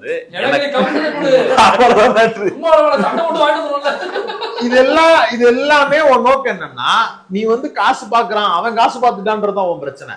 நம்ம காசு பார்க்க வேண்டியதுக்கு இப்ப துண்டு போடுற. இப்ப நான் இதை பேசிட்டேன்ல, அதே சீமான் சாட்டை துரைமுருகனுக்கு போன் பண்ணி இதே தம்பி வீடியோ வர்றான்னு சொல்லுவாரு, ஒரு போராட்டம் அறிவிப்பாரு, திடீர்னு இன்னைக்கு காலையில லெட்டர் பேட் போட்டு அந்த போராட்டம் வேணாம் பாரு, ஒரு கேண்டிடேட்டை போடுவாரு, திடீர்னு மாத்துவாரு. எதுக்குன்னா அவருடைய அச்சீவ்மெண்ட் முடிஞ்சுச்சு, இப்ப போட்ட உடனே வந்துருச்சு, அவ்வளவுதான் பேமெண்ட் கிரெடிட்டட். அந்த மெசேஜ் டொங்கின்னு வந்ததுக்கு பிறகு போன் போயிடும், தம்பி அந்த வீடியோ எடுத்துருப்பா அப்படிம்பாரு. இவன் சொல்றதெல்லாம் கேட்கறதுக்கு அவன் ஒரு முதல் கிரகத்துல வாழ்றவன், அவன் போட்ட உடனே அவன் டப்புன்னு இந்த வீடியோ ரிமூவ் பண்ணிடுவான், ப்ராஜெக்ட் சக்சஸ். இதே வேலையை செய்யக்கூடிய நபர்களை நல்லவர்கள், யோகியர்கள், அவங்களுடைய வீடியோஸ்ல தான் நம்மளுடைய அரசியல் அறிவு கண்ணே திறக்குது அப்படின்னு நம்பக்கூடிய நம்ம இருக்கிறோம்ல, அது ரொம்ப பெரிய முட்டாள்தனம். அந்த இடத்துல இருந்து நம்ம நகல வேண்டிய பொறுப்பு நம்மளுக்கு இருக்கு, பார்க்கக்கூடிய பார்வையாளர்களுக்கு இருக்கு. உங்களுக்கு பிடிக்காத ஒரு அரசியல் தலைவர் குறித்து அவர் ஒரு கருத்தை உண்மையை சொல்லிட்டாரு அப்படின்னு நீங்க நம்புறீங்கன்னா உங்களுக்கு பிடித்த ஒரு அரசியல் தலைவர் குறித்து அவர் பேசுவதற்கு பேமெண்ட் வாங்கிட்டு பேசுறாருன்னு அர்த்தம். இந்த முரணை புரிஞ்சுக்கிறாம நீங்க அவர்கிட்ட போய் நின்று அவர் பேசுற எல்லாமே சரின்னு நம்புறது வேடிக்கைத்தனம், குழந்தை பிள்ளைத்தனம். ஒரு குச்சி மிட்டாயை கொடுத்து உங்களை ஏமாத்துற மாதிரி ஏமாத்திக்கிட்டு இருக்கிறானுங்க. நீங்களும் உட்காந்து அவன் போடுற வீடியோவை பூரா உட்காந்து பாக்குறதுல உங்களுக்கு ஒரு ஆர்காசம் வேணா கிடைக்குமே தவிர உண்மையெல்லாம் ஒரு காலமும் தெரிஞ்சுக்க முடியும். ஒரு ஆர்ப்பாட்டத்துக்கு போயிருந்த போது கருப்பு சட்டை போட்டிருந்தார் ஒருத்தர், கருப்பு சட்டை போட்டிருந்த ஒருத்தர் அப்புறம் போன அந்த சவுக்கு கைது பண்ணியிருந்தப்போ சவுக்கை எப்போ ரிலீஸ் பண்ணுவாங்க அப்படின்னு கேட்டார். நான் டீ குடிச்சிட்டு இருந்தேன், அவரு டீ வாங்கி குடிச்சிட்டு நீங்க போராட்டத்துக்கு போயிருந்தீங்களா? சவுக்க ரிலீஸ் பண்ற போராட்டம் இல்லையா, நீ போயிருப்ப. சுபவி அமைப்பு நடத்தின ஒரு போராட்டம். அதுல ஒருத்தர் என்கிட்ட கேட்கிறாரு எப்போ ரிலீஸ் பண்ணுவாங்க அப்படின்னா டீ குடிச்சு நான் பதில் சொல்ல, பதில் சொல்ல விரும்பல போல இருக்கு, நீங்க கேட்ட கேள்வி தப்பு, எதுக்கு அவர் ரிலீஸ் பண்ணணும் அப்படின்னு கேட்டேன். இல்லைங்க அவர் நிறைய விஷயங்கள் பேசுறாரு. அப்ப இந்த கூட்டத்துல எவனும் பேசலையா? கருப்பு சட்டை போட்டவங்க, சிவப்பு சட்டை போட்டவங்க, நீல சட்டை போட்டவங்க எல்லார்ட்டையுமே இந்த குரல் இருக்கு. இல்ல இப்படி அவரை நினைச்சுதான் அவர் தீவிர பிஜேபி எதிர்ப்பாளர், சமூக நீதிக்கு ஆதரவானவர் அப்படின்னு அவரை தொடர்ந்து பேட்டி எடுத்துக்கிட்டு இருந்தேன். நெட்ஃபிளிக்ஸ்ல நான் மேக்சிமம் எடுத்த பேட்டி எல்லாமே அவரோட அந்த மாதிரி தான் இருக்கும். என்கிட்டயே ஆருத்ரா பத்தி பேட்டி கொடுத்தாரு. அப்புறம் ஆருத்ரா பத்தி அவர் பேச மறுத்தாரு. ஒரு கட்டத்துக்கு மேல ஒரு நாள் வராரு வேகமா, பாத்தியா எங்க போயிட்டு வந்தேன் தெரியுமா அப்படின்றாரு. சொல்லுங்க சார் அப்படி. சபாய்க்கிறதுக்கு போயிட்டு வந்தேன், இப்பதான் மாரிதாசமா பாத்துட்டு வந்தேன், சபாய்க்கிறதுல இருந்தா வரப்போகுது பாரு ஜி ஸ்கொயரை பத்தி அப்படின்றாரு. சரி இப்ப இதுல யாராவது திமுகவினர் இவங்கெல்லாம் தொடர்புடையவங்க ஏதாவது ஊழல் பண்ணிட்டாங்க அப்படின்னா அம்பலப்படுத்திட்டோம், வரம்பு மீறிட்டாங்கன்னா பண்ணிட்டோம், இது எதுக்கு ஒரு மாரிதாசா போய் பார்த்து கொடுத்தாரு அப்படின்ற ஒரு பெரிய கேள்வி இருந்துச்சு. இவரு இங்க பேட்டி கொடுத்துட்டு இதெல்லாம் பண்றப்ப அந்த நெரேஷன் மாரிதாஸ் வீடியோ போடுறாரு, அண்ணாமலை ட்வீட் போடுறாரு, அதையெல்லாம் ஒரே நேரத்துல நடந்துச்சு. சரி ரைட்டு, இவர் பிஜேபி எதிர்ப்பாளர்னு நம்ம நம்பிட்டு இருந்தது நம்முடைய முட்டாள்தனம், அவரே நமக்கு புரிய வச்சுட்டாரு. இவர் பேர் என்ன? மைனர். அது நமக்கு. ஆமா போன் அடிச்சு கேக்குறாரு என்கிட்ட. என்ன கேக்குறாருன்னா, தம்பி அவன் அட்ரஸ் எங்கப்பா, அது எப்போனா அந்த சிதம்பரம் அந்த வீடியோ போட்டப்ப, தம்பி அவன் அட்ரஸ் தெரியுமாப்பா அப்படி. இல்லைண்ணா எனக்கு தெரியாது. அவர் பழக்கம் ஃப்ரெண்டா அவ்வளோதான், வீடு அந்த மாதிரிலாம் எனக்கு தெரியாதுண்ணே அப்படின்னு. அவன் உண்மையான பேர் என்னப்பா அப்படின்னாரு. மைனரு அப்படின்ற. அவங்க அப்பா பேர் வீரமணி, அதனால மைனர் வீரமணி. இல்லை மைனர் வீரமணி இல்லைப்பா, அவன் பேர் வந்து அவன் முஸ்லீமாம்பா, வேற அடையாளத்தில் இங்கே வந்து ஏமாற்றி. அடுத்து இன்னொரு நாள் பார்த்தா பேட்டி எடுத்துகிட்டு இருக்கிறேன். வெங்கையா நாயுடு துணை ஜனாதிபதியாக இருக்கிறாரு. அவரை கூப்பிட்டு வந்து இந்த ஓமந்தூராரில் கலைஞர் சிலை வந்து திறக்கிறாங்க. அப்போ வந்து பேட்டியில் சொல்கிறாரு, தமிழர் கலைஞர் எவ்வளோ பெரிய தமிழறிஞர், திமுகவை திட்டுறதுக்கு பாயிண்டே இல்லை, இப்போ இந்த பாயிண்ட் எடுக்கிறாரு. அவரை வந்து ஒன்றுமே தெரியாத ஒரு தெலுங்கரான வெங்கையா நாயுடை வச்சு நீங்கள் திறக்கலாமா அப்படின்னு வந்து சொல்கிறாரு. நான் வந்து ஒரே ஒரு வார்த்தை கேட்டேன், சார் என்ன சார் இது, நீங்களும் சீமான் மாதிரி வந்து பேசுகிறீங்களேன்னு சொல்லிட்டேன். அந்த ஒரே காரணம் தான், அவருக்கு வந்து பயங்கர ஈகோ ஆயிடுச்சு. இந்த பேட்டி முழுக்க வன்மமாக வந்து நடந்துக்க ஆரம்பிக்கிறாப்புல. அப்புறம் அந்த G2 போகிறப்பயே டவுட்டு, இவர் இப்படிலாம் மாறி மாறி பேசுறதுனால என்னவா இருக்கும்னு. இப்போ சவுக்குக்கு ஆதரவாக போராட்டத்துக்கு போன சாவித்திரி கண்ணன் ஒரு நீண்ட கட்டுரை எழுதியிருக்கிறாரு. இல்லை இவங்க போய் பிளாக்மெயில் G2 பண்ணதெல்லாம் உண்மை, ஜேர்னலிஸ்ட்டு இவங்க எல்லாரும் உண்மை அப்படின்னு. அதை பேட்டியாக வந்து எடுத்து போடுறேன். ஒன்றுமே சொல்லலை. சவுக்கோட கால் எதிர்பார்த்துட்டு இருக்கிறேன். எனக்கு கால் பண்ணுறாரு, தம்பி அது வந்து சாவித்திரி கண்ணன் வந்து வேலை கேட்டாருப்பா, அந்த ஆளுக்கு வந்து வேலை தரலப்பா, அந்த கோபத்தில் வந்து இப்படி அந்த ஆள் எழுதிட்டான்பா, அவன் சொல்றதெல்லாம் உண்மை இல்லைப்பா, அமௌண்ட் வாங்கினது அப்படின்றாப்புல. அப்போ நான் வந்து கேட்குறேன், இல்லை சார் அவர் வந்து குறிப்பாக பர்டிகுலராக வந்து நேம் பண்ணி அப்பாஸு அபுதாகிர் இந்த மாதிரி நேம் பண்ணி ஒன்று ஒன்றையும் சொல்கிறாரு. போய் எவ்வளவு கேட்டாங்கன்ற முதற்கொண்டும் வந்து அப்படி சொல்கிறாரு. ஏன்னா அவர் உங்கள் போராட்டத்துலேயும் இருந்தவர், அவருக்கு ஒரு தப்பான இன்டென்ஷன் இருக்க முடியாதுல்ல அப்படின்னு கேட்குறப்ப அடுத்து அப்போதான் என்னப்பா கெவின், அந்த கெவின் இடைத்தரகராக செயல்பட்ட கெவின் என்னப்பா, என்ன அவன் என்ன பாகிஸ்தான் தீவிரவாதியா என்ன, அவனை போய் பார்க்கக்கூடாதா?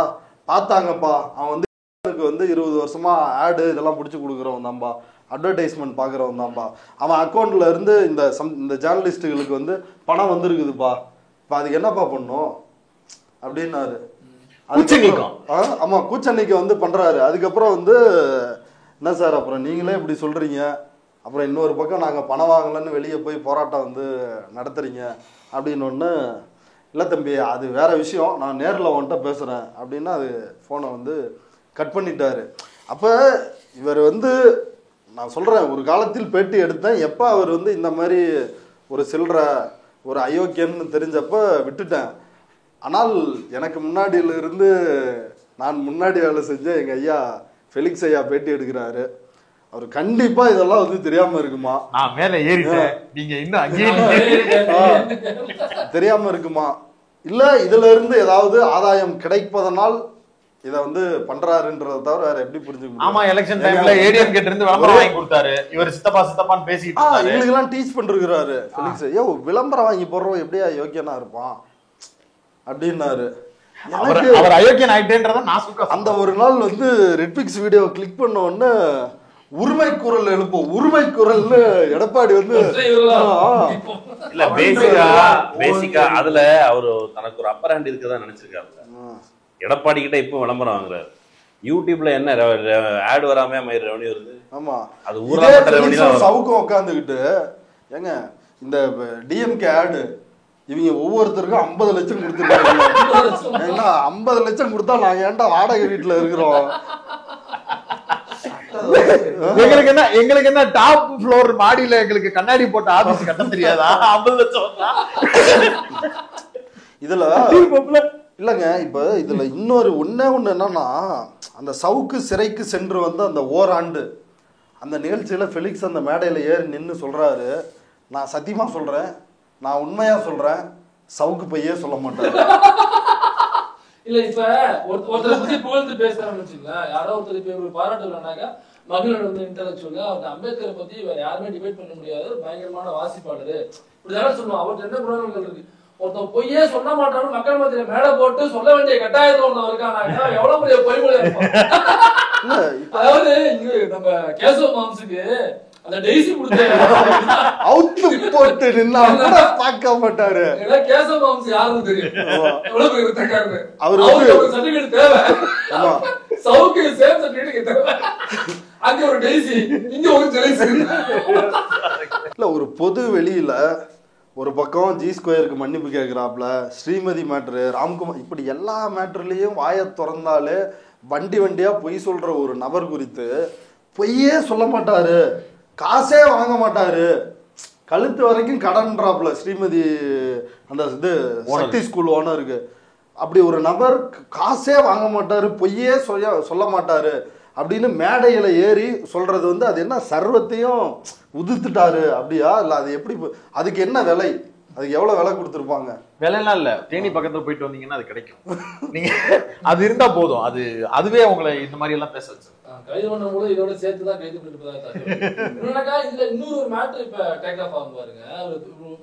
கைது பண்ணிட்டாங்களா, செக்ஷன்ஸ் எல்லாம் வெளில வந்துருச்சு, கோவை மாநகர காவல் வெளியிட்டு இருக்காங்க, இன்னும் கூடுதல் செக்ஷன் போறாங்கன்னு எனக்கு தெரியல, ஈவினிங் பிரஸ் ரிலீஸ் மேபி வரலாம். ஆனா இதுக்கப்புறம் பாருங்க, அவருடைய நெக்ஸஸ்ல உள்ள யூடியூப் சேனல்ஸ், நெக்ஸஸ்ல உள்ள ட்விட்டர் இன்ஃப்ளூயன்சர்ஸ், இவங்க எல்லாம் வந்து சவுக்குக்கு ஒரு போராளி முகத்தை மாற்றத்துக்கு இன்க்ளூடிங் ஏடிஎம்கே. எனக்கு தெரிஞ்சு அது இந்த முறை நடக்கிறது வாய்ப்பு குறைவு நினைக்கிறேன். நடக்கும், அது பலிக்காதுங்கிறது வேற, எக்ஸ்போஸ் ஆயிட்டாப்ல, அதனால மக்கள் மத்தியில பலிக்காதுங்கிறது வேற. ஏன்னா எனக்கு அடுத்த தகவல்ல காலையில ஒரு நபர், நான் பேர்ஸ்ல ஒரு பிரபலமான ஒரு யூடியூபர், அவரை பத்தி நம்ம உள்ள பேசியிருக்கோம், யாருன்னு மக்கள் முடிவு பண்ணிக்கிறோம். அவர் வந்து அவரோட நெக்ஸஸ்ல உள்ள எல்லா யூடியூப் சேனலுக்கும் போன் பண்ணி, இப்ப நம்ம தோழர் உள்ள போயிருக்காரு, அவர் வெளில வர வரைக்கும் டெய்லி ஒரு வீடியோ அவரை பத்தி நம்ம கண்டிப்பா போர்ட்ரேட் பண்ணி போட்டு ஆகணும். என்ன சொன்னா, கோயம்புத்தூருக்கு இங்க தோழர் உள்ள போயிருக்காரு, இங்க இருந்து கார் புக் பண்ணி ஜெயில் வாசல்ல, கோயம்புத்தூர் ஜெயில் வாசல்ல சனி ஞாயிறு நம்ம வந்து வாட்டர் பாட்டிலோட உட்கார்ந்து இருக்கணும், ஒரு 2 கேமரா யூனிட் போட்டுக்கணும். வாட்டர் பாட்டில் தேவை. அதனால அந்த யூனிட் வந்து இப்ப தயாராகுது. ஆனா இப்ப என்ன பிரச்சனைனா, போன முறை இவர் உள்ள போனப்ப அப்போ வந்து ஒரு நல்ல முகத்தை, நல்ல ஃபேஸ் வேல்யூ அவருக்கு இருக்கு, அவரை வச்சு வீடியோ போட்டா ஓடும் அப்படிங்கிற நம்பிக்கையில ஒரு யூனிட் அங்க போடப்பட்டது. அதன் அடிப்படையில வாசல்ல நின்று வர்றவங்க போறவங்க எல்லாம் பேட்டி எடுத்தாங்க. அதுல ஒரு சோகம் என்னன்னா, அவங்களுக்குள்ள பெட்டி கடை வச்சிருக்கிறாப்புல, அவர்கிட்ட எல்லாம் போய் பேட்டி எடுத்துட்டாங்க. எதுக்கு அண்ணே சிகரெட் விலைக்கு ரொம்ப ஆயிப்போச்சுனே, பெட்டிக்கு 1 ரூபா தானே கிடைக்குது அப்படின்னு அவன் சொல்லிக்கிட்டு இருக்கான். இல்ல நாங்க இவரை பத்தி கேட்க வந்தோம், அண்ணே அவர் தானே உள்ள போறதுக்கு முன்னாடி ஒரு சிகரெட் கேட்டாங்க, அந்த சிகரெட் காசு வாங்கிட்டாங்கண்ணே, கோல்டு ஃபில்டர் வாங்கினாருல, ஜெயிலுக்குள்ள அலோடு அடிச்சு பறிச்சிட்டாங்கண்ணே. அந்த ரேஞ்சில தான் இவங்க பூரா யூனிட் போட்டு வேலை பார்த்தாங்க போன தடவை. அதுவே போன தடவை பெரிய அளவு டேக் ஆஃப் ஆகல. இந்த முறை அவர் வந்து எடப்பாடியினுடைய அஸ்திரத்தை கையில் எடுத்தது, சித்தப்பாவுக்காக பார்த்த வேலைகள், இது எல்லாமே, அதுவும் போக இந்த சோசியல் மீடியால அவர் தெளித்த உதிர்த்த முத்துக்கள், செவ்வாய் கிரகத்தில் இருந்து அவர் ஆற்றிய உரைகள், இது எல்லாமே பெரிய அளவுக்கு இம்பாக்ட கிரியேட் பண்ணியிருக்கு அவர் யாரு அப்படின்றத. அதனால பெரிய அளவுக்கு வேல்யூ இருக்கும் அப்படின்னு நான் இவ்வளவும் பண்ணும் போதும் கூட சில பேர் வந்து தெரியாத விஷயம் ஒரு சிலது இருக்குது, நம்ம அதை வெளிப்படையா எழுதுனது கிடையாது. ஏன் அப்படின்னா, எதுக்கு தேவையில்லாம போய் இன்னொருத்தனை வச்சுக்கிட்டு நம்ம இது பண்ணணும் அப்படின்றதுனாலதான் இவனுங்களுக்கெல்லாம் நம்ம புகழ் தேடி தர தேவையில்லைன்னு ஆனா இப்ப சொல்லலாம் அப்படின்னு தான் நினைக்கிறேன். கரிகாலனுடைய ட்ரைப்ஸ் சேனல் முடக்கப்பட்டது, அது குறித்து நம்ம உள்ளுக்குள்ள விசாரிக்கும் போது இதை எப்படி, இது எவ்வளவோ சேனல்ல வந்திருக்கு, இதே வீடியோ பல சேனல்ல இருக்கு, அது எப்படி ட்ரைப்ஸ்ல வெளியான அந்த வீடியோவை மட்டும் கார்னர் பண்றாங்க அப்படின்னா, இங்க இருந்து டிரான்ஸ்கிரிப்ட் எழுதி கொடுத்துருக்காங்க. அந்த டிரான்ஸ்கிரிப்ட் எடுத்துட்டு தான் அவங்க வந்து மெய்ட்டில இருந்து ரெஸ்பாண்ட் பண்ணியிருக்காங்க. இது முதல்ல, இது ரூட்ஸுக்கு. ரூட்ஸ் முடிஞ்சதுக்கு அப்புறம் நம்ம என்ன பண்ணோம், அன்னைக்கு நைட்டே உட்காந்து ரூட்ஸ் 24x7 அப்படின்றத ஆரம்பிக்கிறாரு. ரூட்ஸ் 24x7 நம்ம ஆரம்பிக்கிற அடுத்த சில நொடிகள்லயே திரும்பவும் ரூட்ஸ் 24x7 வேற ஒருத்தன் வந்து சேனல் ஆரம்பிக்கிறான். ஆரம்பிச்சு அதுல கரிகாலன் வச்சிருக்கிற அதே லோகோ, அதே இது எல்லாத்தையும் வச்சுக்கிட்டு அதற்கு முரணா போட்டுட்டு என்ன பண்றாங்கன்னா, கரிகாலன் சேனலுக்கு ஸ்ட்ரைக்கு என்னன்னு, இம்பர்சனேஷன் பாலிசின்னு. அது அந்த யூடியூப்க்கு இருக்குன்னு எந்த விதமான விளக்கமும் கேட்காம நம்மளை பார்த்து போஸ்டர் வச்சுமே அவன், ஆனா அவனை நம்ம காப்பி அடிச்சோம்னு சொல்லிட்டு சேனலே நீக்கிட்டாங்க. ஃபர்ஸ்ட் கம் ஃபர்ஸ்ட் சர்வீஸ் அப்படின்னு முடிச்சிட்டாங்க. அதுக்கப்புறம் மறுபடியும் வந்து 3ஆவதாக ஒரு சேனல் தொடங்குறதுக்கு அவ்வளவு பெரிய காலம் எடுத்தது. அதற்கு பிறகும் கூட தொடர்ந்து நெருக்கடிகள் கொடுத்து கொண்டே இருந்தார்கள். கரிகாலனுடைய சேனலை முடக்குவதற்கு இன்றைக்கு பேசிக்கொண்டு திரிகிறார் இல்லையா, சவுக்கு சங்கருக்கு எதிராக பேசிக்கொண்டு தன்னை திடீர் புரட்சியாளராக மாற்றி பரிணமித்திருக்கிறார் இல்லையா குட்டிச்சவுக்கு. இந்த குட்டிச்சவுக்கு மாதிரியான ஆட்கள் போட்ட வீடியோக்கள் எல்லாம் இருக்கிறது கரிகாலனுடைய சேனலுக்கு எதிராக. ஆகையினால இவனுகள் எல்லாம் கருத்து சுதந்திரத்தை பத்தி பேசுறதுக்கு மயிரளவுக்கும் தகுதியற்றவர்கள். ஆகவே தோழர்களே, உங்களுடைய சக தோழர்களுடைய பாதிப்புக்கு காரணமான ஒருவன் எந்த காலத்திலும் உங்களுடைய தோழனாகவும் இருக்க வாய்ப்பில்லை. அறுத்து கழுவுங்கள். நன்றி. நன்றி.